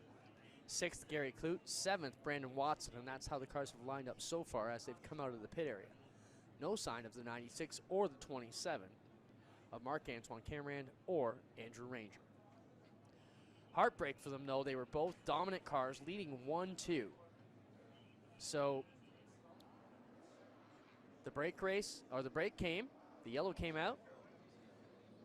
The pace car did not go into the pits, and the leader turned into the pits on his own, Marc-Antoine Cameron. DJ Kennington running second there, but the other issue we're talking about is the Andrew Ranger, 27, who stopped when his teammate pulled in, thought maybe he might have been making a mistake, pulled back out, but because he stopped on the track, he will face a penalty as well. Work on trying to give you a view of how this all shook out when they came in, and it was a strange situation for the pace car to not pull into the pits, but to have the leader make the hard right on his own, and his teammate following, and that caused some confusion here, and that led us to the 2 penalties we're going to see here on the restart. Cars continue to roll out here. Once again, we're the NASCAR Pinty Series live here at Autodrome Chaudière for the Quick Wick 250 presented by St. Hubert. And what a crazy situation unfolding here once again. Marc-Antoine Cameron, Andrew Ranger, the 2 dominant cars for the first half. Well, at least Cameron, Ranger was coming on strong at the midway point, but both of them with penalties turning into the break. And we'll see how this one shakes out. Spotter still down there discussing it with officials, but still no sign of the 27 or the 96 back out here on the speedway. The other car we have not seen return is the 20 of Trayton Lapsevich. Hole in the block, we're told. So, very strange. And we'll get Adam back here to discuss it with us. You know, strange deal that he would have a hole in the block, lose that much oil, but still be able to drive it back to the pit area. Tough break for young Trayton Lapsevich. And his day will be done. His brother Caden, former series champion, crew chief for the 27 of Andrew Ranger, trying to sort out and unpack this situation. Still have not seen either of those cars come out, Adam. No, and they'll restart behind the lap down cars, Clinton. I don't know if you were looking down. Joe Chisholm Jr. is still firing daggers up at the officials' tower. He is not happy. I know, he came over looking at us like we made the call, but we got the broadcast shirt on. I'm with you, Joe Jr. I see it. No. Rules are rules. They matter. I just mean I get the frustration. We don't make those calls, though. But tough deal. Now, this is a matter. Andrew Ranger has seen a lot of adversity over the years. He's been in a lot of torrid battles. I want to see how Marc-Antoine Cameron reacts to this kind of adversity. So the way it's going to go, LP Dumoulin is going to refire from the pole position. DJ Kennington on the outside of the front row. Then row number 2 is going to be Kevin Lacroix in the 74 and Donald Tige in the 80. Row 3, 4th, and 5th will be the 18 of Alex Tagliani, the 59 of Gary Clute, and then it's going to be the 9 of Brandon Watson, who is quietly doing his job. Here's a look at the situation, Adam.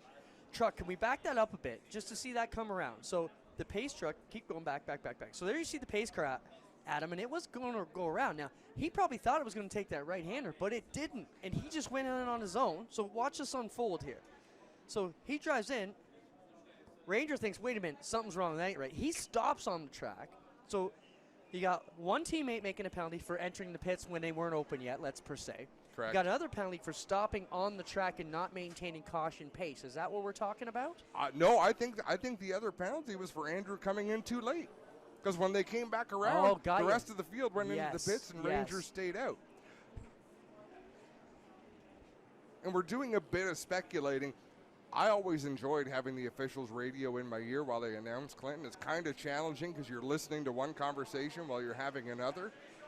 But I was very well informed back then. LP Dumoulin in the 47. DJ Kennington in the 17. There was 124 laps to go. Well, I know this isn't what the Paillet Chevrolet team want to hear, but we're going to see a show now to watch the two fastest cars in this field try and work their way from the back on a short track like this. It's races like this, Clinton, that make me cross-eyed.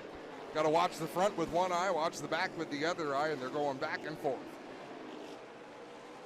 Into one, LP Dumoulin with the lead in the WeatherTech Dodge. Behind him, the Castrol Edge Dodge of DJ Kennington. And then you've got the 74 machine, another Dodge of Kevin Lacroix. Kevin Lacroix didn't look to have a ton of raw speed in the opening of this race. And again, it looks like he's just a little bit off from what the two leaders have, but that car really came to life towards the end of the first half. Alex Tagliani side by side with Donald Teach. He doesn't want to spend too much time battling side by side, but at the same time, Clint, you're not going to give up anything. If you've got a good run on a car, you're going to take that spot. We've got to battle for the lead. Kennington trying to look down underneath the 47. LP opens the door on the bottom, but gets the momentum down the back straightaway.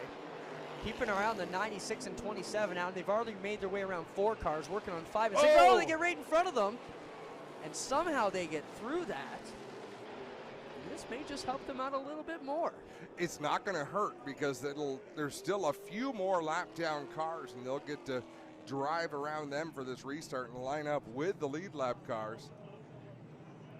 But Sam Fellows, Dexter Stacey got all crossed up in front of Sam Fellows, and I'm not sure if he had a lot of help with that, but definitely had some help finishing it. And that was right in front of the two Paillet cars. Marc-Antoine Cameron in the Ranger 27 almost got tangled up in that. They made it through clearly, as did Raphael Lassard, who was also right there on the scene. 132 on the board of the Quick Wick 250, presented by St. Hubert here at Autodrome Chaudière. Watching the NASCAR Pinty Series. Marc-Antoine Cameron just took a bit of a swipe at the 98 of Sam Fellows there. Not too much to make any contact, but I think to show him he wasn't impressed with something. And I didn't see what was going on there. I looked in a little bit after it all started.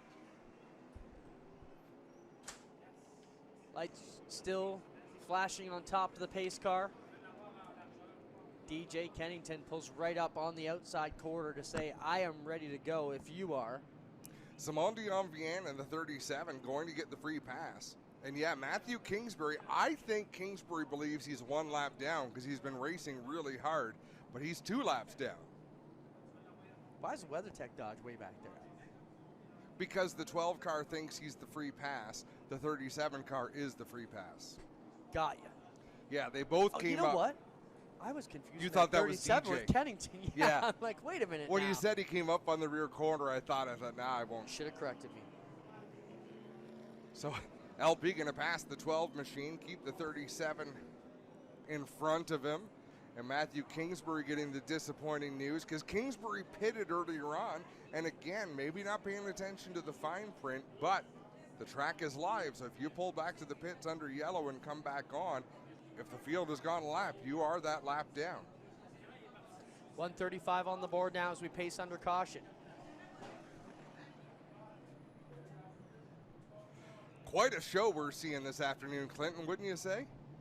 Awesome sights to be seen here today at Autodrome Chaudière. You told me how beautiful it would be, and you didn't disappoint. That doesn't happen very often. What, you disappointing me? I'm a chronic disappointer. But no, great. Overpromise, underdeliver. That's your motto, right, Adam? Great facility, great energy. There's not much I don't like about this place. If you've never seen open air urinals, folks, you really need to experience it. That was a shocker, I gotta say. I mean, you think the trough at the airport, Maple I Leaf said, Gardens, I think I need to use the washes. You're not going to want to use them at the track. It's the Maple Leaf Gardens had the trough, so you're shoulder to shoulder. But no, Chaudière has outdoor urinals. It looks like the back wall got blown off the regular right? toilet. you don't know what we mean, you better head down to Valley Junction. And for all the beer sold, they need a lot of urinals out in the open back there. Right? It's not like 1 or 2, it's like 50 across the back of the building. Looks like the field is just about in the proper running order. A 1 to go signal by Mike Charret up in the flag stand. This will be the cue for Simon Dion Vienne in the Castrol Edge number 37 to pass the pace car. And he will rejoin the tail of the field. LP Dumoulin will take up position. He will set the pace coming to this restart. DJ Kennington on the outside. And again, there is so much aggression in that top 6.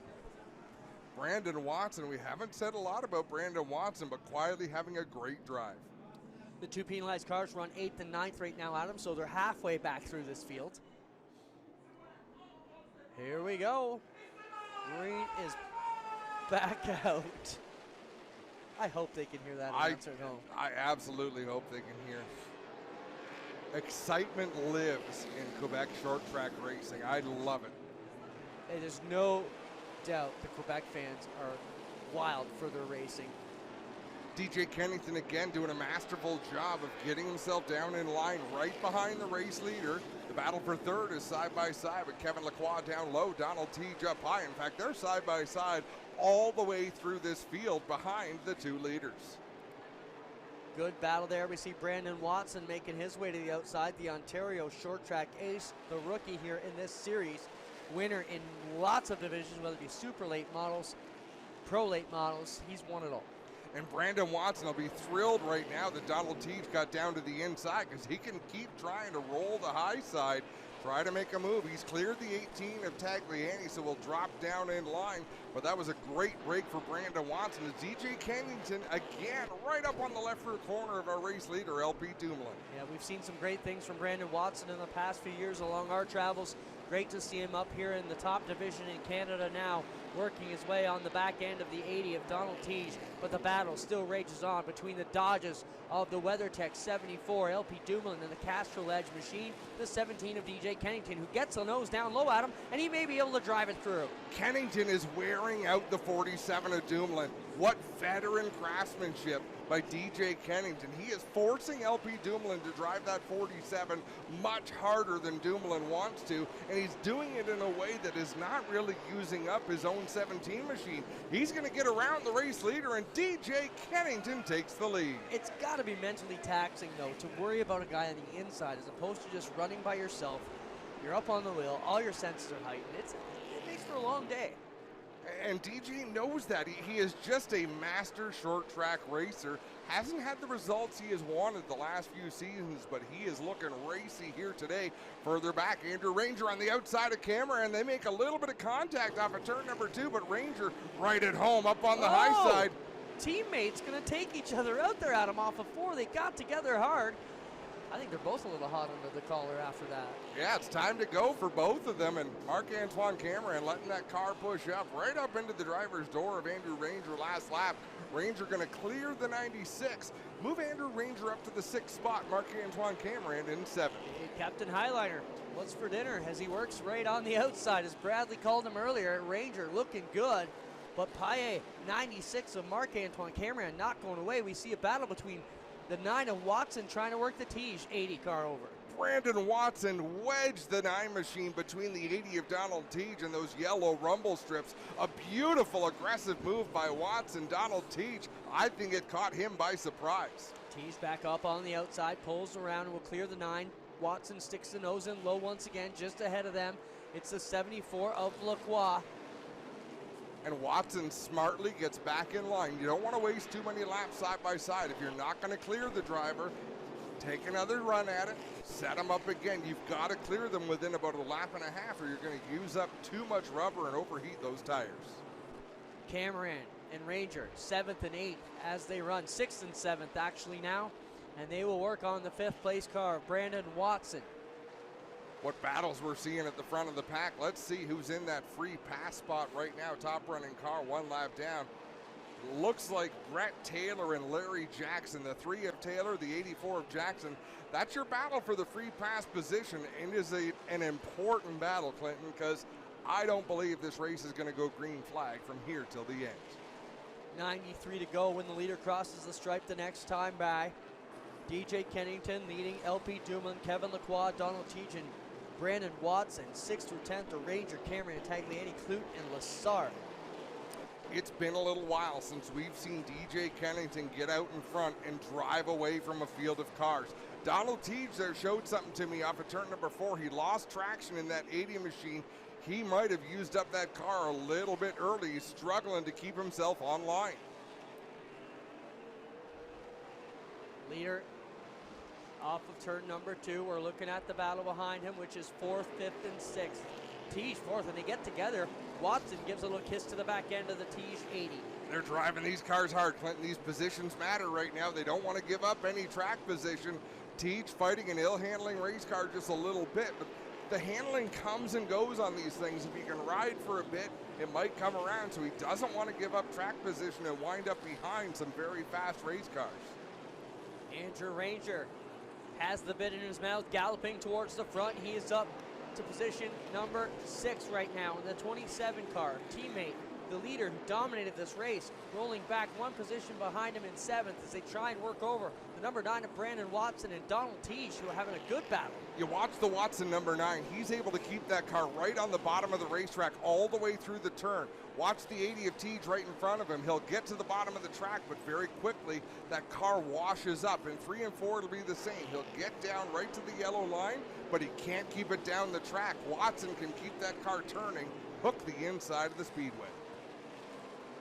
Still the battle to watch is Teej and Watson trying to find a way. Brandon Watson in the GMS 9 trying to get underneath the 80 of Donald Teej. Teej is working him over. Now he gets to the bottom, but not enough speed to stick the nose in there. It might take a bump and run by Brandon Watson. He might have to give a little nudge to the 80 just to get him off the throttle, but he's going to take another run to the inside. He points the car down the racetrack side by side, but Teej with a good run off the turn. Well, he's up to the number now. Let's see if the 9 can get the drive onto the back straightaway, inching up on the bottom. Cannot quite clear that 80 car yet, and here come the dynamic duel of Andrew Ranger and Marc-Antoine Cameron, the Paillet team coming towards it. And hats off to Brandon Watson. He wants to make these passes clean, but like you say, Team Paillet is closing in, the 27 and the 96. They're willing to beat on each other. They're certainly willing to beat on the competition.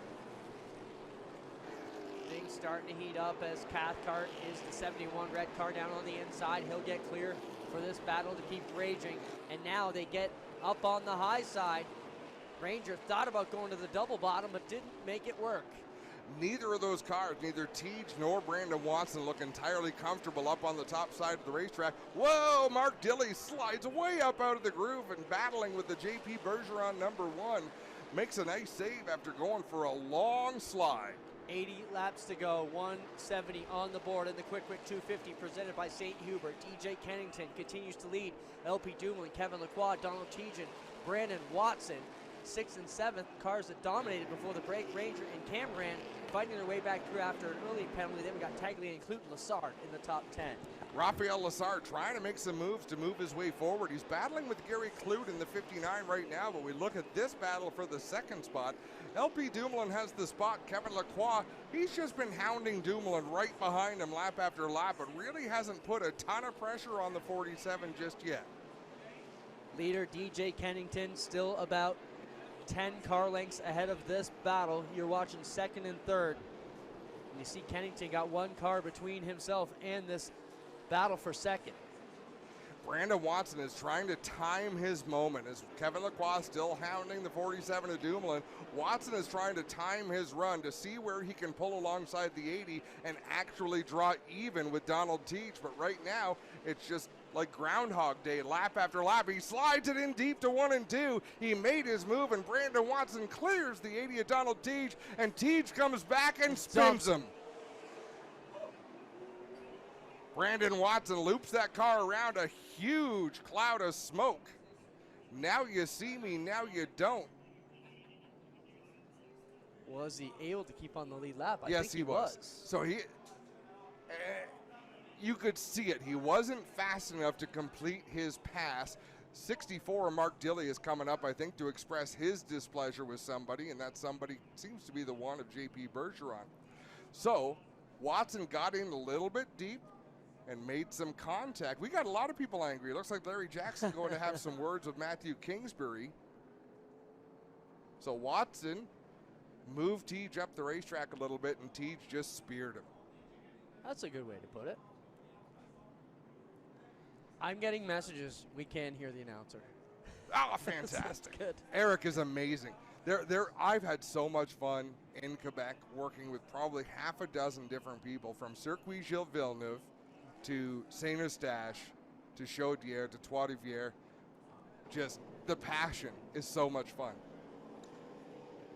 We see the lights on the back straightaway there, Adam, and it's kind of neat. A lot of the other tracks we go to, they're overhead, just aimed down. These ones kind of aim at the back of the cars all the way around. So the lights are never in the driver's face. But if you get congruent light all the way around, it probably lights up gorgeous. They look like high-quality Whelen lights. Yeah. Of course, Whelen, a big partner with NASCAR.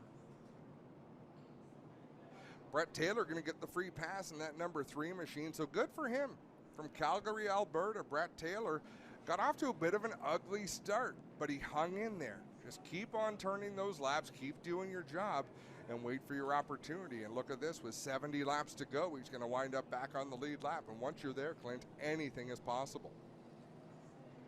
Well, if you're just joining us and wondering what's up with Trayton Lapcevich, about 50 laps in, blew up the motor, hole in the block. Strange, though, he was able to drive it back, but a ton of smoke out of that car. So Lapcevich out of this one early. Glenn Steyer's parked his car early, Adam, and I think Wallace Stacy parked his car early. No, Wallace is still out there. So I think that we only lost 2 cars so far. Wallace did that earlier this year. He pulled into the pits for about 50 laps, and I don't know if the crew did a lot of work or if he just had a cheeseburger and wound up back on the racetrack.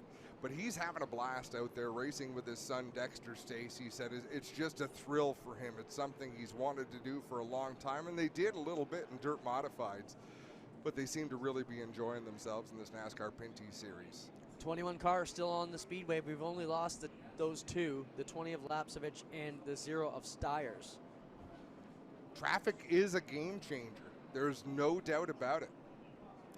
So this restart, we saw DJ Kennington drive away from the 47 of LP Dumoulin. LP Dumoulin trying to hold off the 74 of Kevin Lacroix. So if Kevin Lacroix can get aggressive on the restart and maybe slip into second, let's see if he has anything for the 17 of DJ Kennington.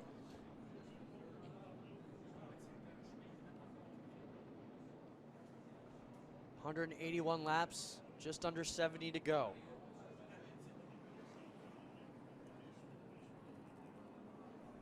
Once again, 2 weeks from today, we'll be farther east in St. John's, Newfoundland, for the first ever visit of the NASCAR Pinty Series to the Rock.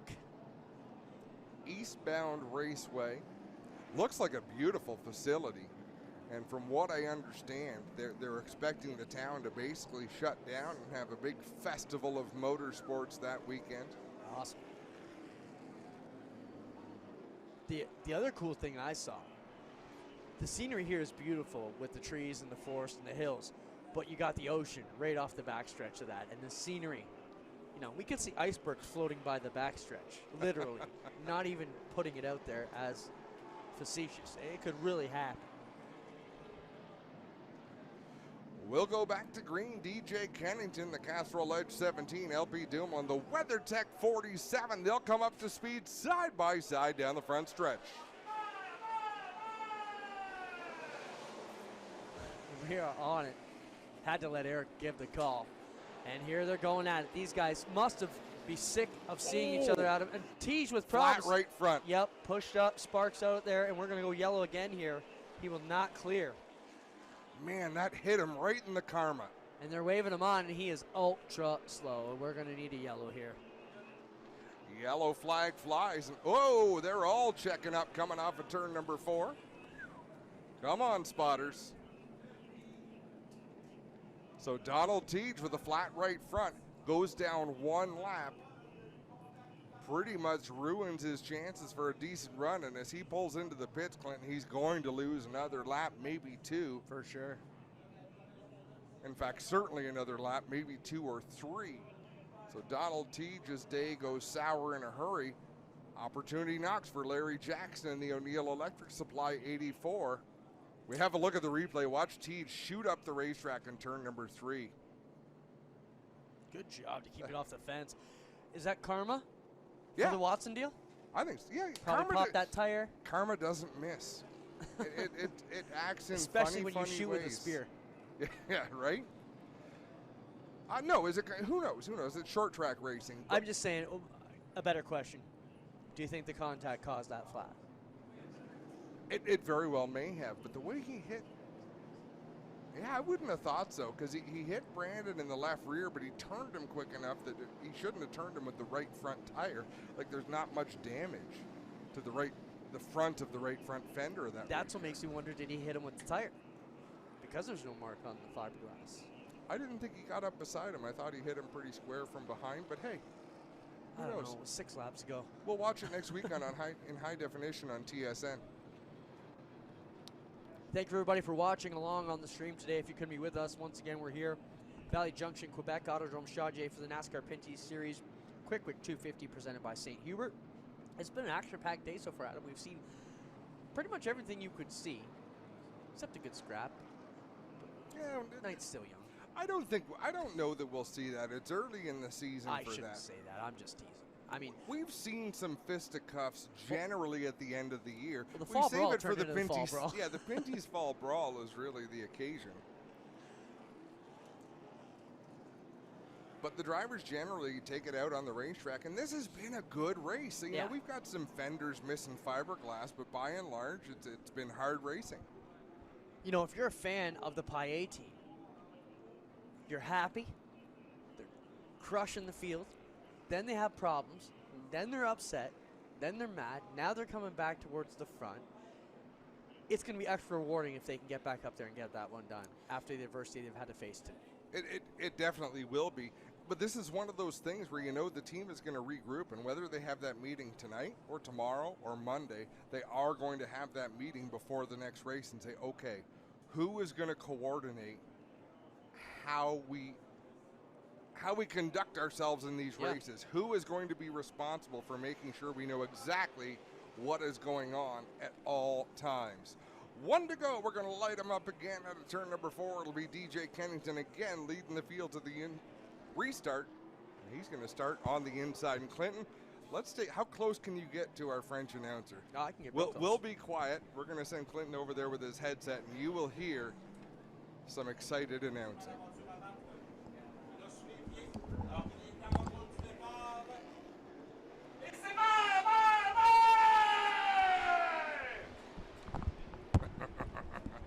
That was Your ears blew up there, Adam. Everybody's TV at home. Eric loves it. We love it too. Here we come back to it. DJ Kennington trying to put the final 50 or so together here. 57 over LP Dumoulin. And now Ranger up on the outside, challenging for the 3rd position. You talked about him working that high line. Tagliani's up there with him too. Cameron mired behind the 74 of Kevin Lacroix. Lacroix is really in the lane he wants to be in, but Andrew Ranger, he's where he wants to be, up on the high side, moves up to that 3rd spot, and it couldn't be better for Andrew Ranger. He's got Kevin Lacroix behind him, who's going to aggressively defend his position. Marc-Antoine Cameron gets to the bottom. He will try and take that position away from the Lacroix Tuning ESR Wheels Dodge machine number 74.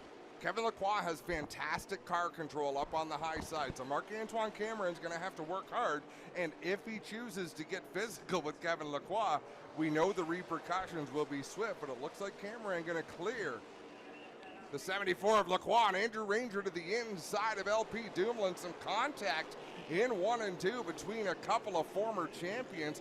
Heck, the front 3 spots in this field, if I'm not mistaken, represent 8 or 9 series titles. That's crazy. Marc-Antoine Cameron, arguably the most dominant car in the early portions of these races so far. We got trouble with Matthew Kingsbury coming lame up on the outside of turn number 2, and that's going to cause the yellow here once again. It has been a parade of free passes the last few laps. Larry Jackson was the last car to get back on the lead lap, and this time The benefactor is going to be JP Bergeron, but JP is 2 laps down. This should put him to 1 lap behind the leader. And don't look now, but Andrew Ranger and Marc-Antoine Cameron have made it up to 2nd and 3rd place, respectively. Let's take a quick break. We'll be right back.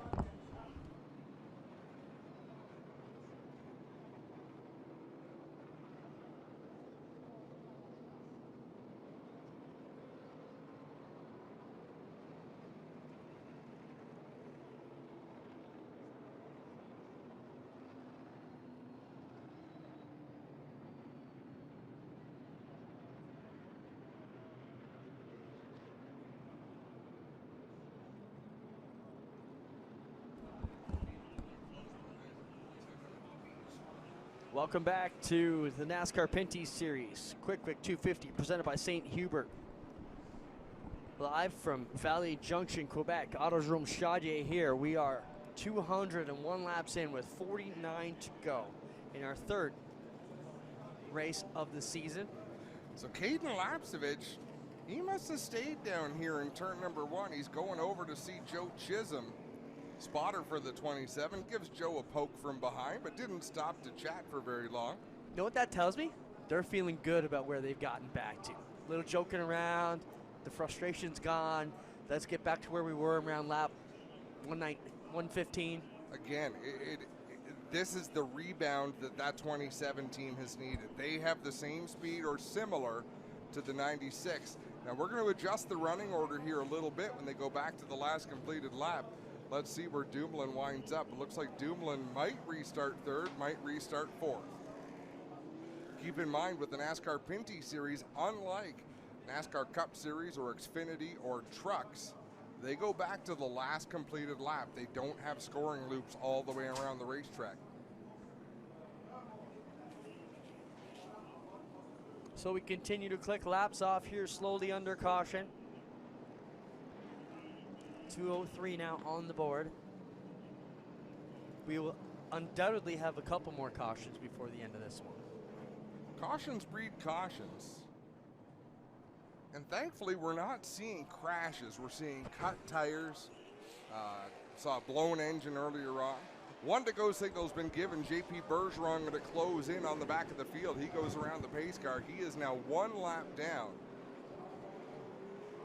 Unofficially, we have 2, 4, 6, 8, 10, 12 cars on the lead lap. We'll restart when they cross the line to complete 2:05 with 45 to go here in the Quick 250 presented by St. Hubert. It's a Saturday night special. Here at Autodrome Chaudière, we are back under green. Kennington leads them off to turn number 1. Andrew Ranger up on the outside with teammate Marc-Antoine Cameron back there in position number 3. Dumoulin and Lacroix touch each other right in front of Tagliani. And remember, Kennington wants to win this battle and let Ranger and Cameron duke it out. A little bit of contact between Cameron and Kennington, so not what DJ wanted. Not only to let Andrew out in front, but have Marc-Antoine Cameron right on his tail.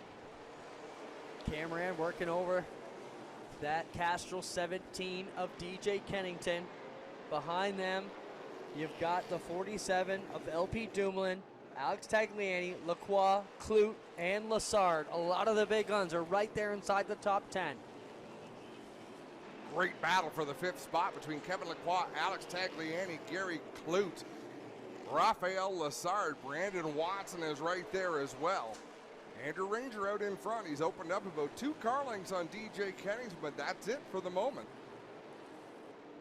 Lassard and Clute doing battle here for position number 7. Clute has it. Lassard trying to take it away on the bottom in that Ray Jr. number 8. Larry Jackson working the outside of the racetrack on Brett Taylor. He'll tuck back in line now, trying to race his way into the top 10. He's in the 11th spot right now in that 84 machine. Is DJ Kennington losing the handle on that Castrol Edge 17. He slid up the racetrack just a little bit that corner. Cameron working on the inside quarter there of that Castrol Dodge. Trying to stay off them. They managed to keep it clean that time through 3 and 4. We work on lap 213.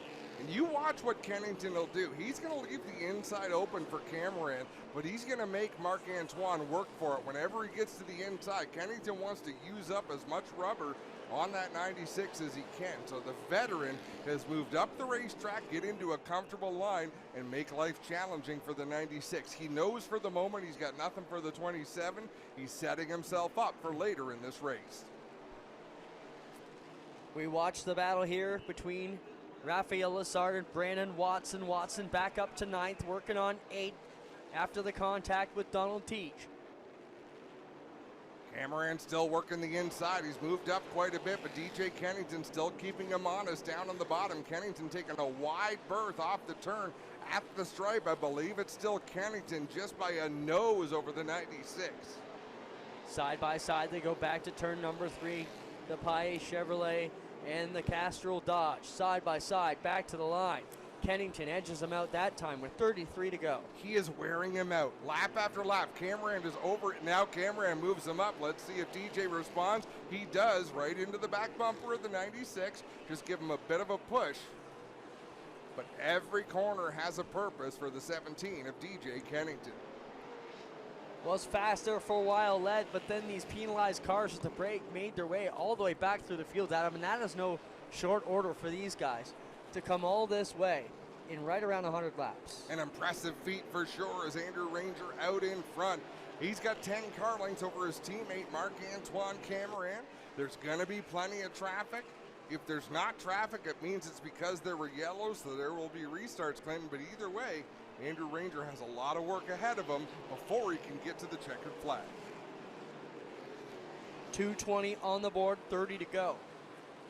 Ranger still in control over Cameron, Kennington, Dumoulin, and Tagliani. 6th through 10th is Lacroix, Clute, Lessard, Watson, and Brett Taylor.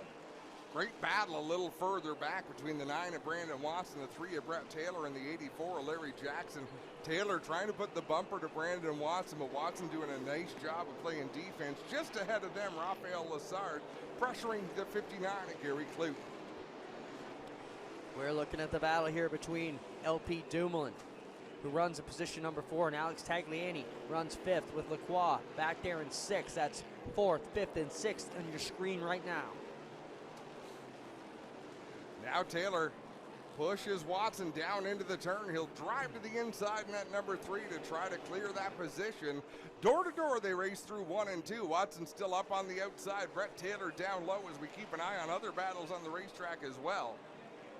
But fantastic racing between Watson and Taylor. There you see it. Taylor in the number 3, TCB North Country Property Maintenance Machine for Ed Hackinson Racing. Brandon Watson back there in the 9, and also coming into the picture, Larry Jackson in the O'Neill 84.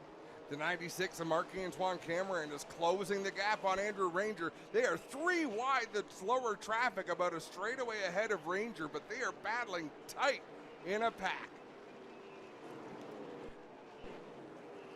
We get a good look at LP Dumoulin as he tries to hold on to position number 4. Tagliani trying to get it away. He runs in 5th. Lacroix up on the outside to the 74. Cameron about 3 car lengths now behind Andrew Ranger as Ranger drives to the inside of Sam Fellows in that 98. Behind them, DJ Kennington looks like he might be closing in just a little bit. So Kennington not letting them get away too much, and he's got a healthy advantage over LP Dumoulin running in 4th. 20 laps to go, 2-0. Remaining, and Andrew Ranger leads Cameron, Kennington, Dumoulin, and Tagliani. We got trouble on the speedway. It is Lacroix. Lacroix went around, and I'll bet you he spun out in fluid put down by the 98 car. The 98 is Sam Fellows. Lacroix heads back to the pit. No, he's going to make the... Oh, maybe he is. I just saw the 98 of Sam Fellows smoking, and then right after that, Kevin Lacroix spun out in the 74. Fellows going to make the hard right turn into the pits as well, but this should put JP Bergeron on the lead lap. And there's no way Lacroix can get a tire change and get back out without losing a lap, right, Adam? There's just... He's already lost a lap. So he's lost 1 right now.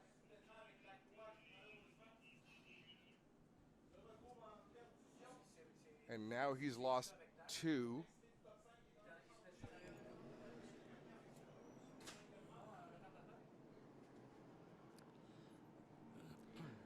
JP Bergeron going to move up and take position behind the pace car. Still clicking off laps here under yellow as this one's starting to wind down. 233 laps into the Quick 250 presented by St. Hubert here at Autodrome Chaudière for the NASCAR Pinty Series. We are here in Valley Junction, Quebec at a gorgeous little 1/4 mile bull ring here. Why do these towers always seem to face the sun? Yeah, I know. It's like announcing from an easy bake oven. Or it just could be that I'm fat. I'm trying to use the pillar here to keep the sun out of my face. If another 10 minutes, the sun will be down behind the mountains and we'll be all right here. We're going to be all right anyhow. We are coming down to the last 15 laps of the Quick 250 presented by St. Hubert. It is still a wide open race. We have already seen the GM Paillet teammates, Marc-Antoine Camerand and Andrew Ranger, rough each other up a little bit. Rangers crew chief Caden Lapsevich is now directly in front of us. He is right at the start-finish line watching this race unfold. Chatting with the fans. I think he's chatting with Andrew Ranger. He looks pretty chill. He was just talking to the gentleman there in the stand behind him, but yeah, interesting that he doesn't want to be around the other spotters. He's not a spotter. Well, I get that, but you'd think he'd want to hang out there with the team maybe. I Different wouldn't. perspective. He's doing, and if this works, if Andrew Ranger has success, Caden Lapsevich will not be able to be near the rest of the team for the rest of the season. Why? Superstition. Yeah, he's going to have to stay away from them. If it means he gets a lot of wins, I think Caden would be okay with that. They'll do what they have to do. A lot of pressure on the youngster. You know, everybody knows he went away to school for this trade. Former champion. Got a good budget. Got a good driver. He's got to feel like he has to make this work. I'll tell you what, the improvements they have made from the first 2 races to this race are phenomenal. So they've got to be proud of themselves for that effort. But that's not enough. When you're a multi-time champion like Andrew Ranger, when you're a champion like Caden Lapsevich, you demand more. You expect more from yourselves. So we look at that great improvement and think, wow, this is unbelievable. They look at it and think this is where we should have been on opening day. Yeah, for sure. 2:37 on the counter as we continue to click them off here. That means we're headed for about a 10-lap shootout to close off the Quick 250 presented by St. Hubert here tonight. Doesn't look like they're ready to go 1 to go either, Clinton, so they're sorting out the running order. But hopefully we'll get back and reset this field and stack them up. JP Bergeron back onto the lead lap. We've mentioned that. So we were down to 9 cars on the lead lap. And now we're up to, what, 12? Yeah. In fact, we would have been at 13 if not for Kevin Lacroix having his trouble. Have not seen him back, Adam, have we? Yeah. Okay. Back on the track there towards the tail end of the field. Wallace Stacy dropping to the back. Now we're going to get the 1 to go. Is Andrew Ranger going to restart on the inside or the outside? I'd be shocked if he takes the bottom, but he does. Ranger's putting Marc-Antoine Camerand to the outside. I think he knows, as aggressive as Camerand is, he does not want to be pushed up the racetrack. Going to be a 10-lap shootout to finish this one off. Great job by all the competitors today, Adam. You know, we've got a lot of racers still in this field. Looks like we've only lost 2 so far today, which is awesome. Lined up coming to the restart. Ranger down low. Camerand.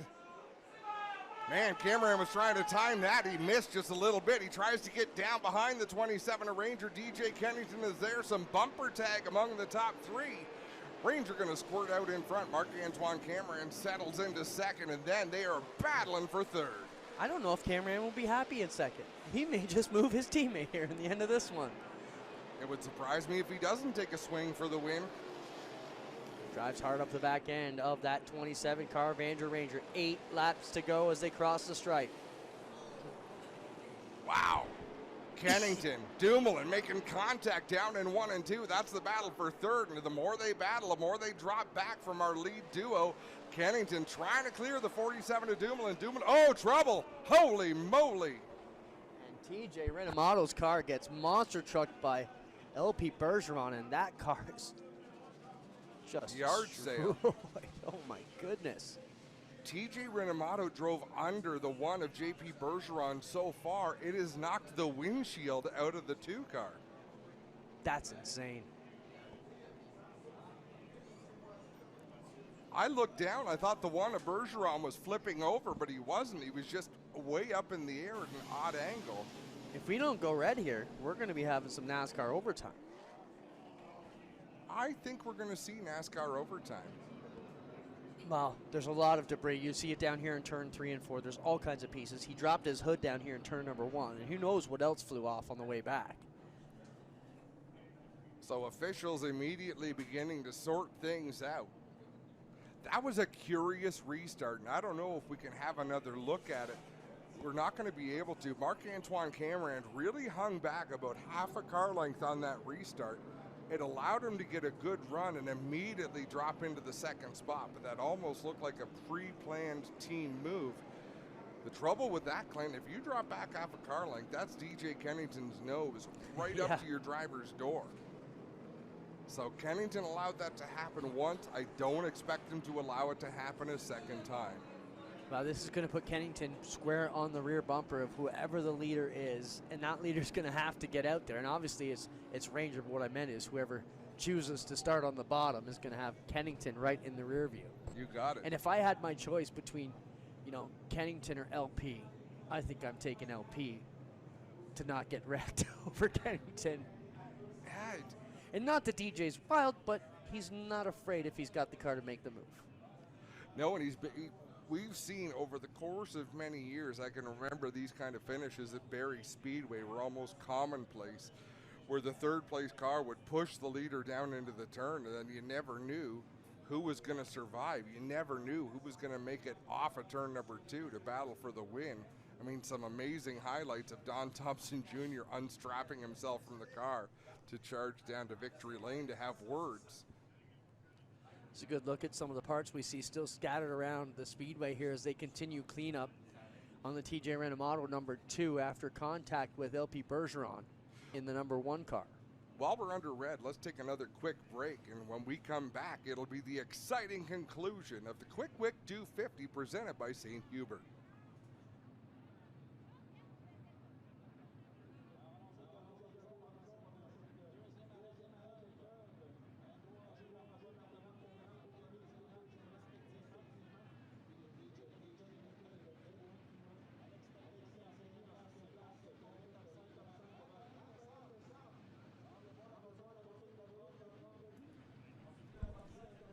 Welcome back live to the NASCAR Pinty Series Quick Wick 250 presented by St. Hubert from Autodrome Chaudière in gorgeous Valley Junction, Quebec. We are under red here with 5 laps to go here in this one. We've just cleaning up an incident between TJ Renamato and LP Bergeron. Cleanup crew hard at it to clean up all aspects of the groove because we're going to need them all here with 5 to go, Adam. And is JP Bergeron still on the racetrack in the number 1, or did he peel off to the pits? I think he took his car back to the pit area. Who knows what kind of damage might be to the underside of that car, to the fuel cell. I've been calling LP all day, haven't I? No, you've only done it once or twice. JP Bergeron, my mistake. It's tough. We got JF Dumoulin, LP Dumoulin, JP Bergeron, DJ M.A. Kennington. Cameron, DJ Kennington. TJ Renamato. Yeah, it's a handful.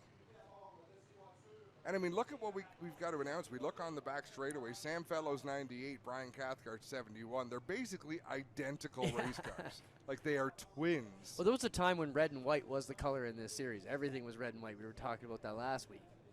And now we've got some good various colors out here. The jet blower back on the racetrack, Clint. It's a leaf blower, I thought you said. It is. It's just a blower. The blower. A blower. Boy, J.C. Payet and that GM Payet bunch, they've got to be thrilled with what they have achieved. Yellow flag is in the air. Well, to that comment, you're absolutely right. They haven't had the finishes they wanted, but they've been fast everywhere. They got to feel great coming into every racetrack so far this year. You know, it's much like practicing sports, Clinton. You can't coach winning, you can't teach winning. You can only do the things you need to do to put you in position. So the wins will come. When you have that speed, when you're as dominant as they are, you know the results are going to come. If you don't have that speed, that's when you're frustrated and thinking, okay, something in our recipe is not adding up. 4 to go now as we pace under yellow. Looks like we will probably have not much more than a green-white checkered finish at the end of this one, Adam. Well, they're showing the white flag now, so it looks like about 3 to go here to finish this one off. And again, just like overtime, if the white flag flies, the next flag ends the race. That much we know. And it's go time. Andrew Ranger again choosing the inside lane. Last time, Marc-Antoine Cameron hung back, right like he is right there. He had his front bumper just ahead of the number of Andrew Ranger's. And I'm shocked at how he's laying back like that. I would think he'd want to be at least nose to nose. And he's letting himself fall back. The pace car peeling off. DJ Kennington, he's going to hang back to try to get a run. But again, Cameron lays back, and I don't think it's going to work this time. Well, they'll both pour it down the inside. Cameron's got to deal with Kennington, and Ranger will drive off down the back straightaway to a 3-car length advantage, coming for the white flag. Kennington on the inside, Cameron up high, Andrew Ranger. Oh, trouble. Trouble in turn number 4. They are stacked up. We are still under green, and now we're not. The yellow flag flies, and that should end this one. Caden Lapsevich celebrating down here. Checkered flag is waving for Andrew Ranger in the 27. Unofficially, everything is unofficial beyond Andrew Ranger. We know Ranger is the winner.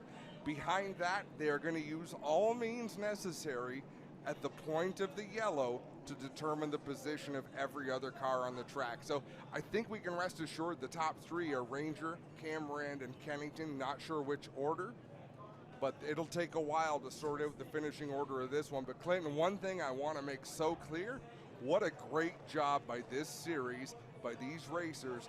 We have now completed 3 races without having a serious wreck that destroyed cars.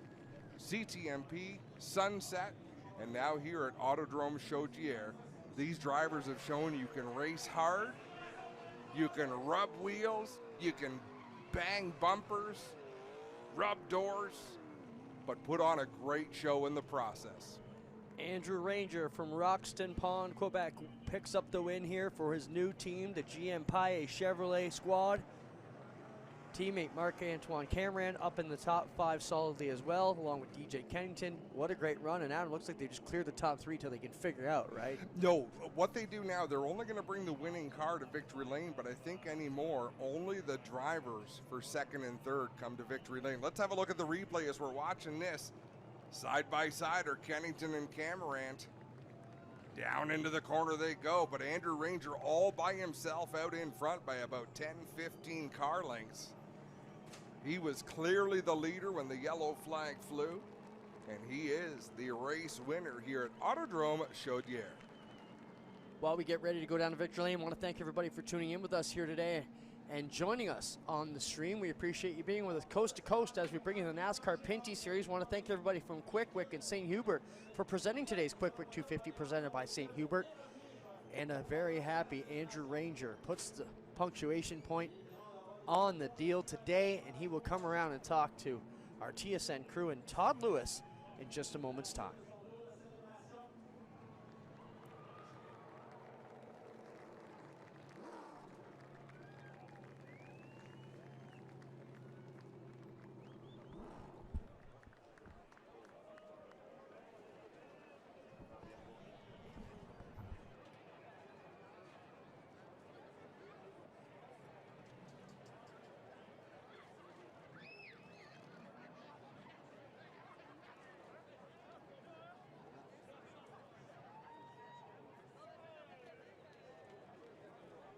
Assembling victory lane down there for Andrew Ranger.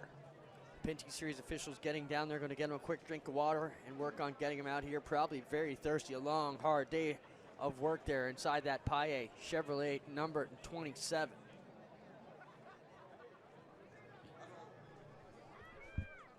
I don't know, Clint, a checkered flag brings out the energy in anybody. Andrew Ranger, he is going to be pumped up. This was not a typical Andrew Ranger drive here. He normally gets up to the outside and hangs out there tonight. He went where he had to go. He ran inside, he ran outside, he did everything he needed to do, and we wait to be joined by Todd Lewis. Here comes. His new team, the familiar number 27, arrives in victory lane here at the Autodrome Chaudière. It is his second win at this track. A first win for crew chief Caden Lapsevich, and Andrew Ranger, you rode the outside when you need to, and you took advantage and overcame some adversity with that penalty in the middle of the race. Unbelievable. Un gros merci à tout le monde ici. Yeah! Unbelievable. I want to thank all of my crew. Amazing job. Thank you very much. We worked so hard. It's been a tough start for us this year, but we finally win the first race for us with WMI and GC Payet, Chevrolet. Gros merci à tout le monde. Les fans ici. Je suis vraiment content. Unbelievable race. Andrew Ranger is your winner here at the Autodrome Chaudière. Well, there you have it. An elated Andrew Ranger, a little bit English, a little bit French, giving the fans something to cheer about. But Clinton, that race had everything we could ask for. Awesome excitement. There were minor accidents. There were comers and goers, like you said. There were penalties that didn't ruin guys' days. I thought it was a great show all the way around. Deserved penalties. Like it was something the officials have to call. They were able to recover. It made things pretty darn exciting. You don't know what would have happened otherwise, but just a great show.